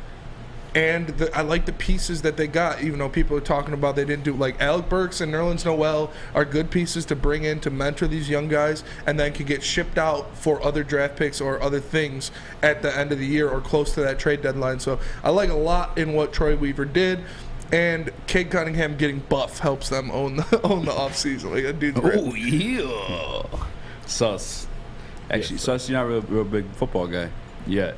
No, I'm not. But I will say that Sean made an excellent point, which is why I will I will pick the Pistons because that's what I was prepared to pick and that's what I'm more knowledgeable on. But, you know, Sean made a great point, and I think the point that he made that was the best was that, you know, if you can get the best player in the draft, and, you know, the Pistons, you could argue, maybe going forward might have. You know, there is that potential. I wouldn't put it high, but there is that potential. And again, all the flexibility and everything that Detroit offered, that the Pistons offered, I should say, is why I love that Pistons offseason for them. They got younger and they got everything they needed. They fixed athleticism. They fixed everything. So. All right, enough of your susness. We have a guest on. We got to give him a shine. This guy's hogging the mic. Hey, well, hold on real quick, Sean. I do apologize. We spent a lot of time doing the Randy Savage stuff. We do got to pay a bill real quick. Really? Will you hang out with us through break? Oh yeah, for sure. Because I actually have a bone to pick with you when we come back. Oh, yeah, boy. obviously. That's all we do. You, so hey, yo. Hey, we're throwing bones on the Woodward heavyweights. Hey, yo, if Sean had a bone to pick with me, but I want to get shape, piece him up when he come through, where do I go, Spinny? Obviously, if you want to get in shape, you know, when you're throwing them with Sean Murphy, the one, the only. You gotta chill. You gotta hit Planet Fitness because Planet Fitness, you obviously know. Look at this.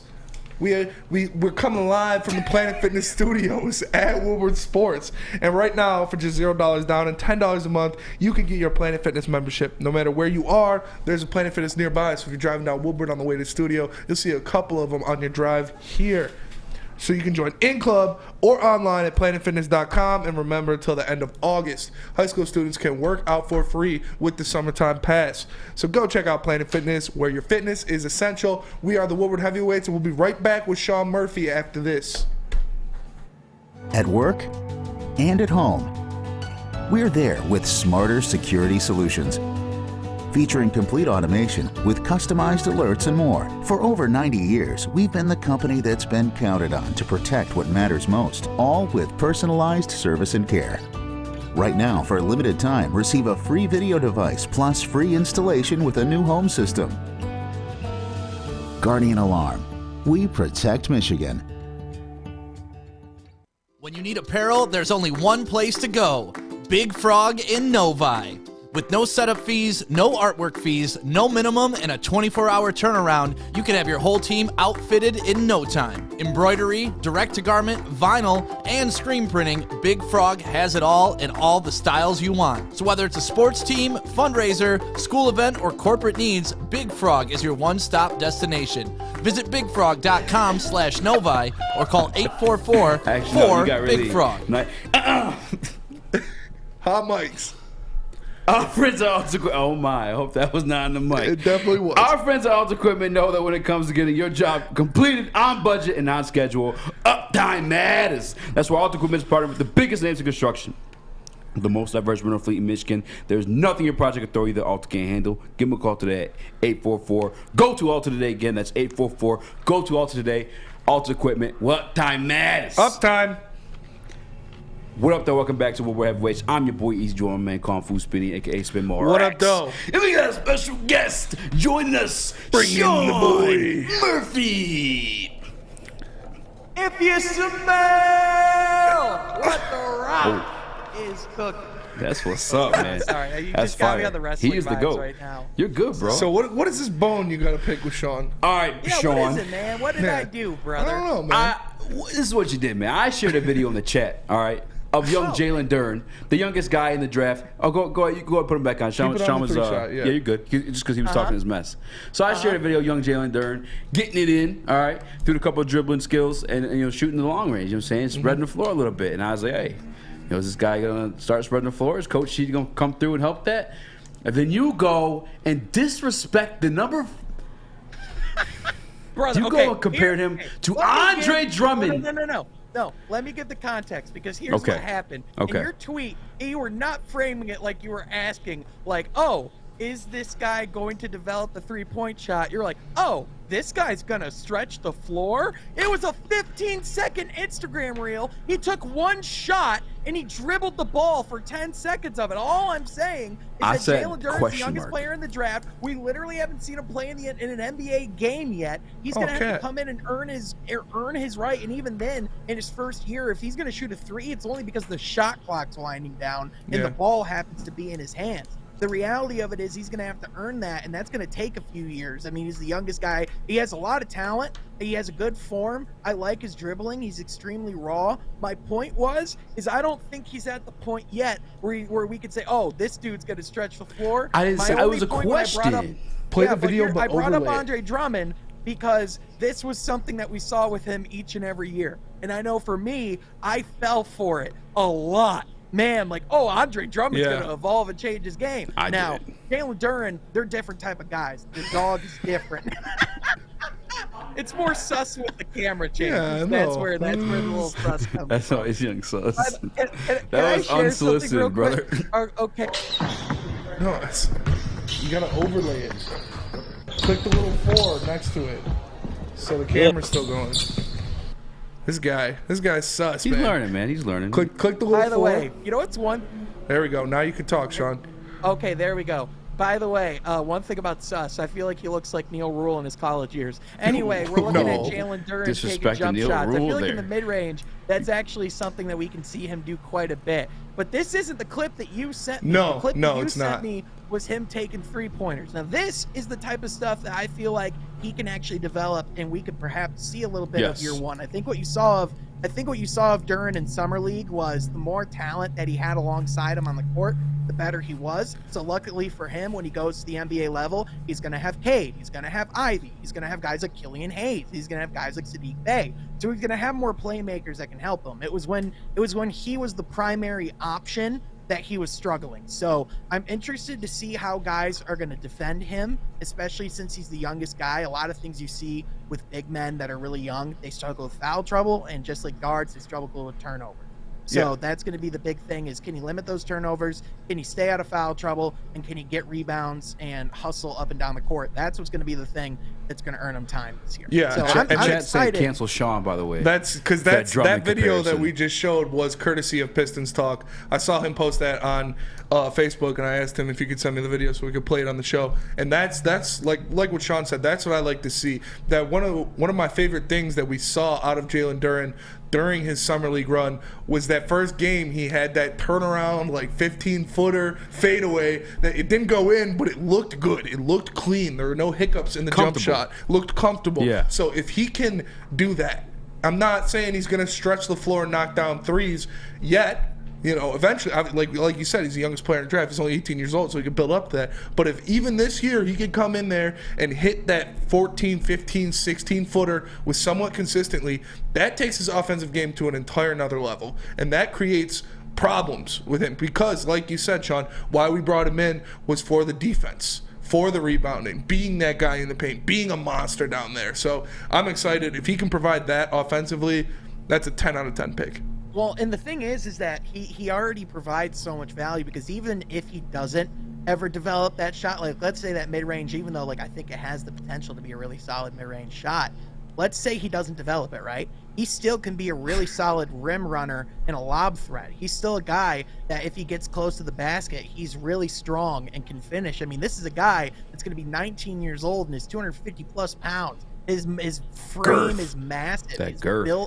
His build is insane. I'm not going to call it girth because he's really young and that makes me feel weird. But he's over 18, Sean. He's legal. It's all right. Whoa. Anyway, I don't know where I'm really high on his upside for sure because I don't mean Drummond in the sense of when I say Drummond, I don't mean like his work ethic at all because the only place you see Duren at is the gym. That guy loves to work. So yeah, and I totally understand what you meant by that because we did see that from Andre Drummond every offseason. This kid's like still young. But Andre Drummond was 19 when we drafted him too. Like he wasn't touching spreading the floor till Casey got there. Or trying to. My big thing though, Eazy, is that a lot of times you got to be careful with gym footage in general because Who's the person behind the camera? It's his manager. It's his people. You know what I mean? Like, they're getting out there the footage they want to get out there. So, I mean, like, I'm not saying the form doesn't look nice. I'm not saying there isn't, like, potential for him to, like, stretch the floor at some point. Andre Drummond, dog. No, I'm not. I'm just saying, it's like, listen, I'm not going to say he can do this yet because I drew conclusions with Andre Drummond. That's all I'm saying. It's like, I've learned from my past. I'm not going to say it yet until I see him do it on the NBA court. That's all I'm saying. So what is your outlook for the Pistons this year? A lot of people are saying a lot of different things. Spencer Haywood, NBA Hall of Famer, we had in here, said they're a playoff team for sure. I'm not going to go that far. We've heard, play-in talk. Me and Eazy are both around the point we think they're going to be around that 10 seed, maybe battling for a play-in spot. What is your take on the Pistons this year? How far do you think they can actually go? Yeah, I think they can compete for that play-in, and I think it's going to come down to just really where they stack up against that, against that lower part of the Eastern Conference. It's going to really come down to how that shakes out. I think you're going to see teams like Charlotte with the Miles Bridges situation. I think they're going to take a step back. I think you're going to see a lot of these younger teams like Orlando go through some growing pains. So, I mean, the Pistons have to win the games at this point that they're supposed to win, but I think, listen, it's hard to not be optimistic about the outlook of this team. Ultimately, I think this team could go as far as Cade Cunningham can take them, and I think he's going to have a really strong year too. And we were talking about this on Woodward Pistons Table Talk last night. We were talking about what we think year 2 Cade Cunningham can look like. I mean, you just touched on it, Spencer. He got buff. Cunningham. So like for one, he's going to be able to take contact. He's going to be able to draw more fouls, get to the basket, be more aggressive. But in addition, he's going to be able to finish through contact as well. Yes. It's going to be able to be easier for him in that sense. But the other thing that's really scary is when you can tell that the game is slowing down for a player. Like you can see it in real motion when a game is slowing down. And by the end of his first year, it looked like Cade was already at that point where the Luka comparison comes in the sense that he was playing basketball like it was a chessboard. Like he was like a move ahead each and every time. Like he found out how to like create separation with his body. He's controlling figured the pace. out how to get guys open, how to get guys cutting to the rim. But like he was talking about too, how he was rebounding and he was doing the little things to make his teammates better. So the fact that like he was understanding that ability to win. But even Ashton, he was in the stream last night too in the comments, and he even said we have more lob threats this year. Like that's going to be something that's going to help Cade a ton as well. So the fact that there's going to be speed, there's going to be more scorers. They can't double team him as much because there's more people that can score the basketball. I just think that's going to make things way more. It's just going to make things way scarier for the Eastern Conference. Now, as far as like where to expect them, I think the 10th seed is fair. I mean, you look at like that play-in tournament last year. I mean, the Brooklyn Nets and the Atlanta Hawks were both in the play-in tournament. There's always going to be teams that are going to be unexpectedly in there. I mean, the Chicago Bulls were flirting with the play-in tournament. The Toronto Raptors at the beginning of the year were a play-in team. The Boston Celtics, who went to the finals on January 1st, were skewed to be a play-in team. So when you're looking at this Eastern Conference and just how much talent there is, it's unprecedented. So that's like the one thing where I go, man, like as confident as I am, because I really do think year 2 Cade is going to be different. I think Jaden Ivey is going to be electric. I think these guys can be really solid. I think we do also have to acknowledge these guys are still young. We still, we kind of kicked the salary cap ball down the road a little bit further. And, I think next year is really when they're really looking to like truly contend. But I think you even look at teams like the Memphis Grizzlies, where it looked like they were being conservative. They were kind of kicking the ball down the road too. They started to be really a threat in the Western Conference last year when no one expected them to be. So a lot of these young teams, you might not expect them, but they can take a leap. And I think if there's any team that's a threat to take a true leap this year, I think it's the Detroit Pistons. And that's not even me just being biased.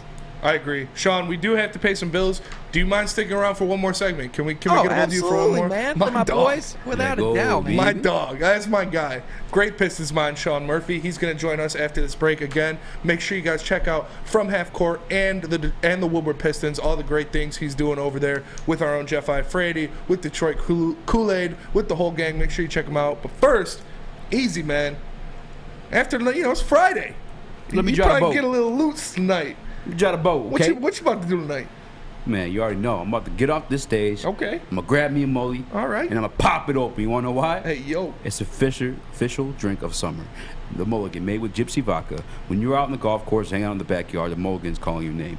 Ask for the mulligan at your local golf course or Total Wine near you. Guys, it's not one of my little girly drinks either, man. The mulligan's not one of those little ciders or whatever the hell you call them.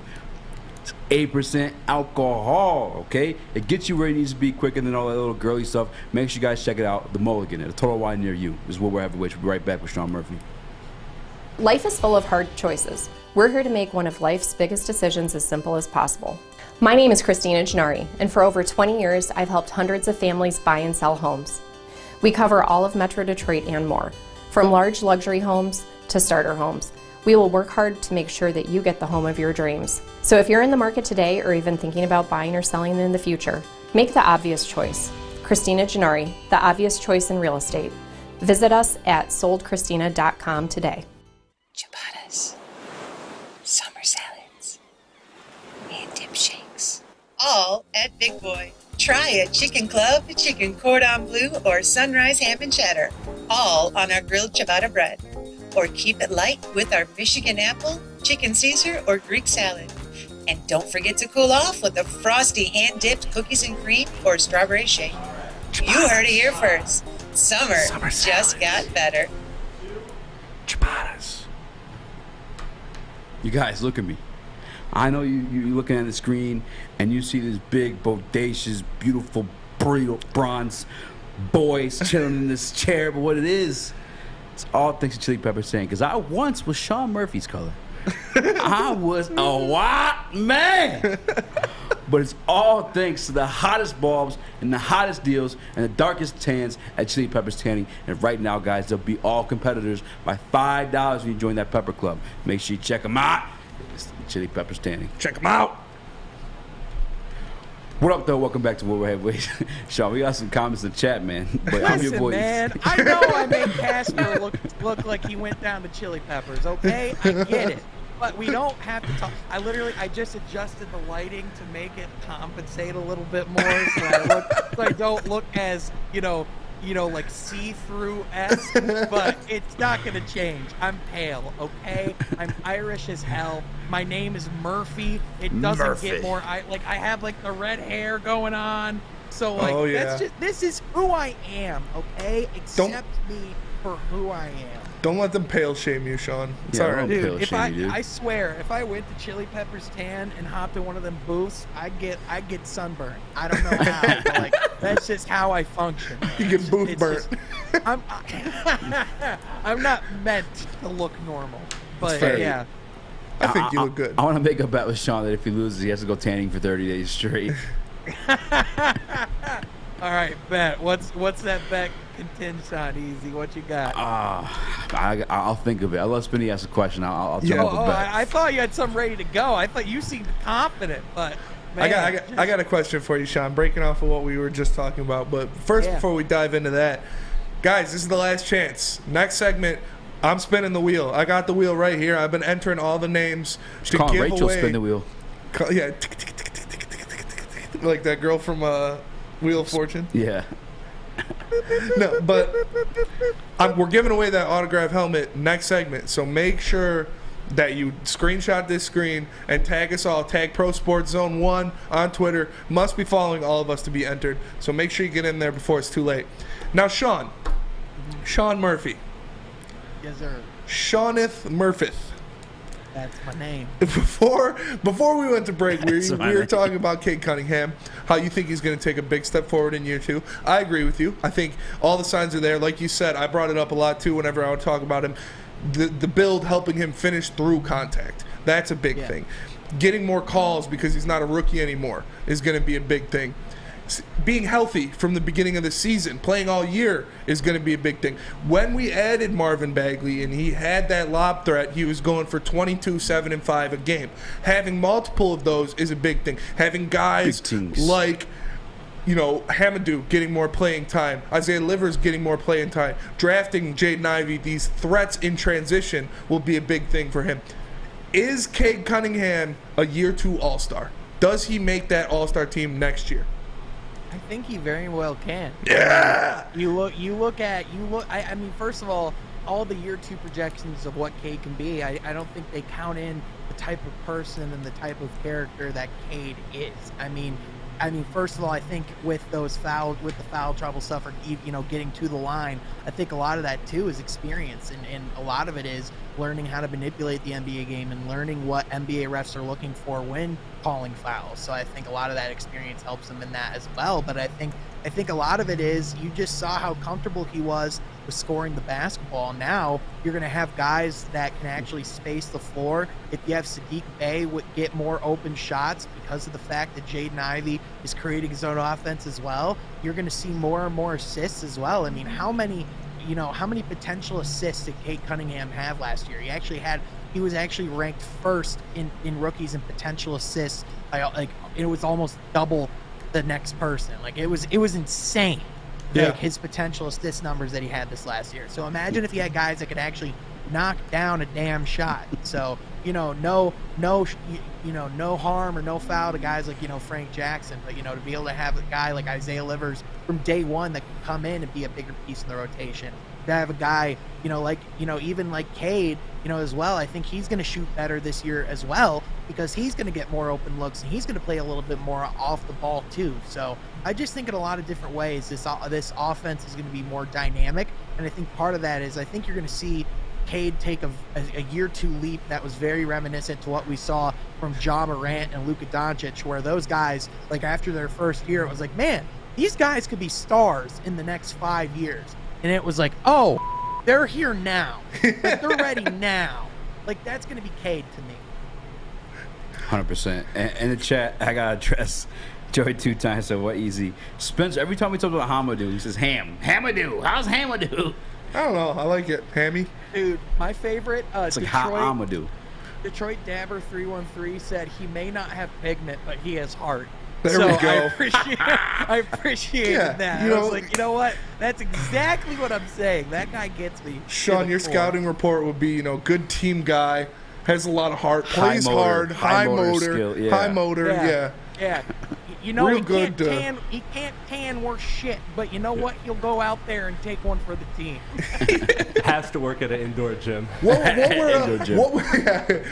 outdoor gyms allowed, unless SPF 30 plus is applied. Sean, what? Let me ask my question, man. I didn't know you had one. Damn. I didn't know you had one. You just came back talking crap about me. You didn't say nothing.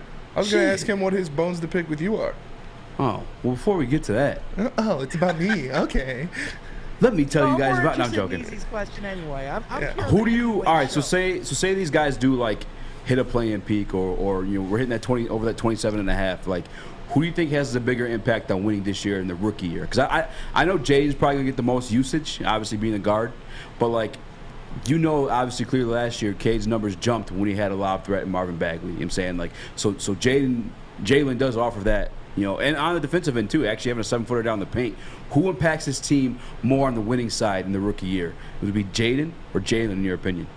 Yeah, I think the safe bet is to go with Jaden Ivey from the simple fact that he's going to be the day one starter. He's going to be the guy that will actually be getting those minutes more consistently day one. I think one thing to consider with Troy Weaver and with Dwayne Casey as well is that they're not afraid to let guys come in and earn their way into the rotation. You kind of see with a Dwayne Casey system, he generally starts with veterans and older players, and as the season goes on, kind of lets that leash off a little bit more, and then you see those minutes and guys, getting those opportunities more and more as the season goes on. So I think with Duren, I think he might come in and he might only get 10 to 15 minutes a game to start, and Dwayne Casey's kind of even laid out the roadmap for Duren after the draft in their press conference, saying if he rebounds the ball, if he hustles up and down the court, if he gets over the rim, does those things, he will earn playing time. So I think there's certainly a case to be made that if Duren is that ready-made center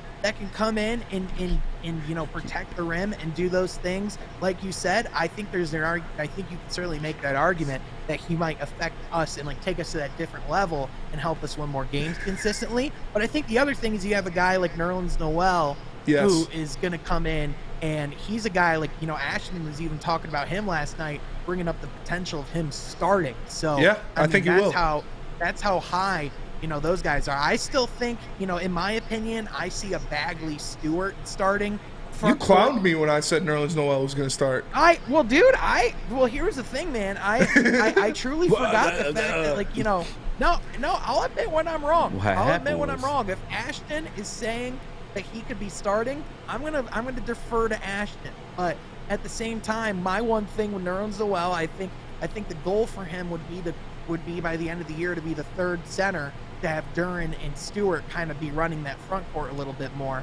You think Stu be at the 4?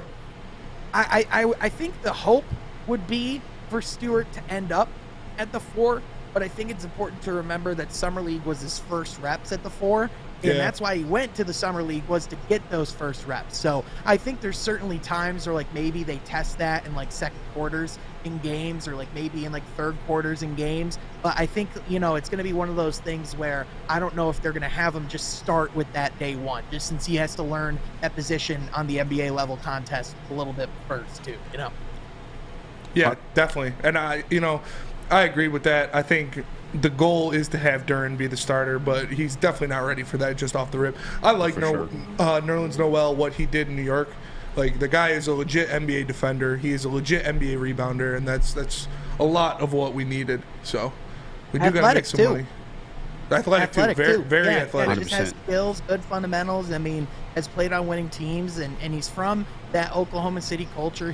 Troy Weaver's familiar with him. So, when you look at, how this team's being built, even Ashton brought this up in the chat last night too, that it's very similar to how that Oklahoma City team was being built early on with your, bringing in, guys like KD, Russell Westbrook, James Harden. We're getting those beginning pieces, but then you're also bringing in veterans, like how they brought in Kendrick Perkins, we brought in Nerlens Noel, we brought in Alec Burke. So it's a lot of the veterans that they bring in matter, if that makes sense. It's calculated. Everything has a Memphis vision, too. So but Sean, we do have to give away a signed Amon-Ra St. Brown helmet. I do want to do this again.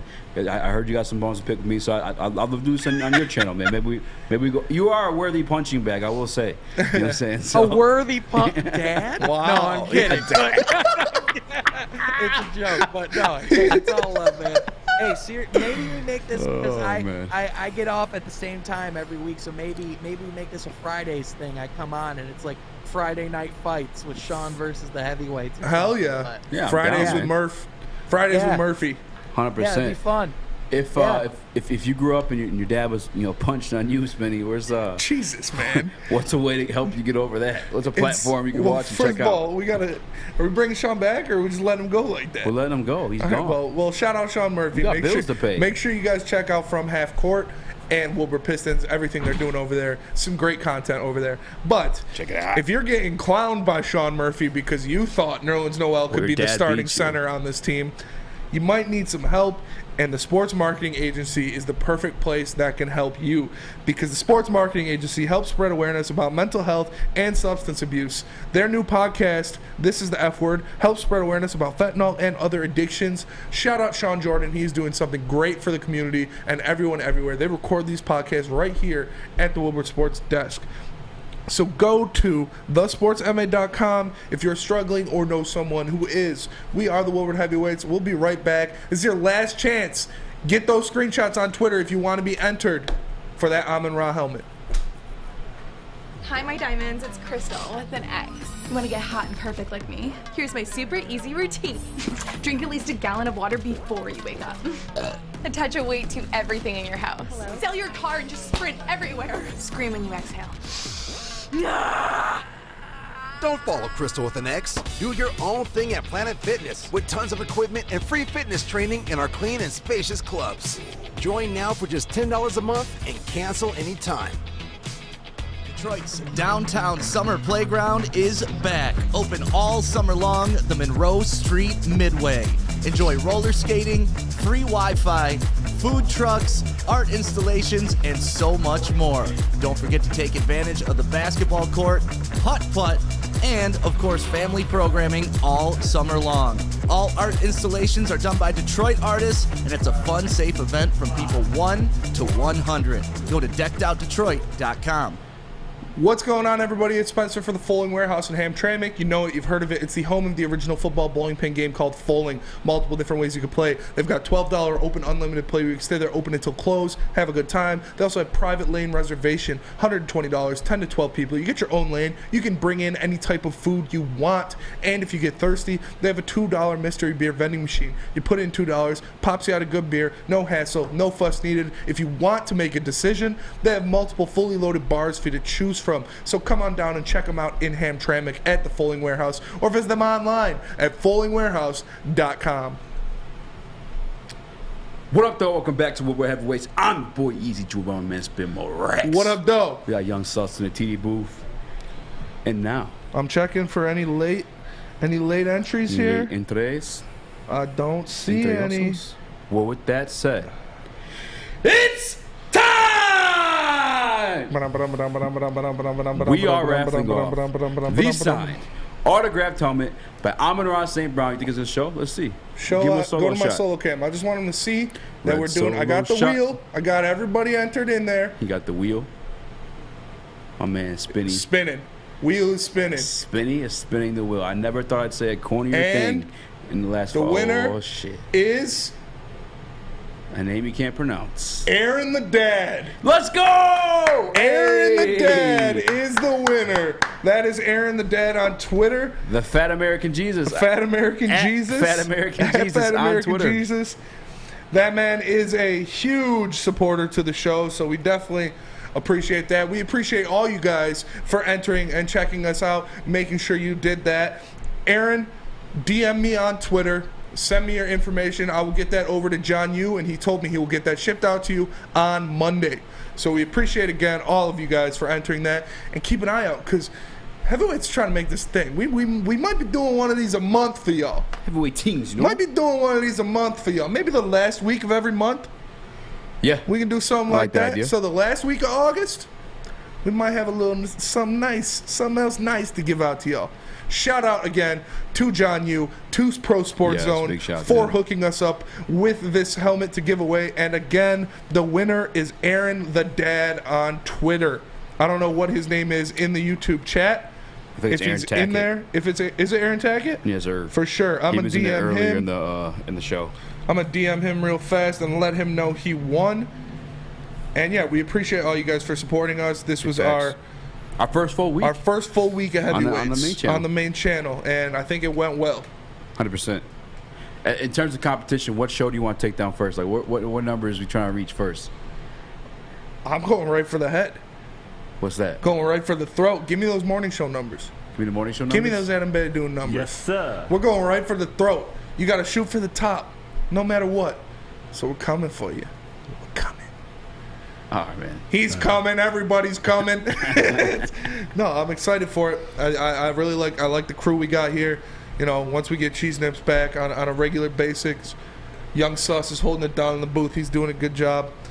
Obviously, you know, me and you, we got that chemistry. This is a God-built chemistry. That Stockton Malone. Shit came from when I first got here. My first day, sat down next to Eazy. Big facts. He showed me how to do bets. We started talking UFC. Yeah.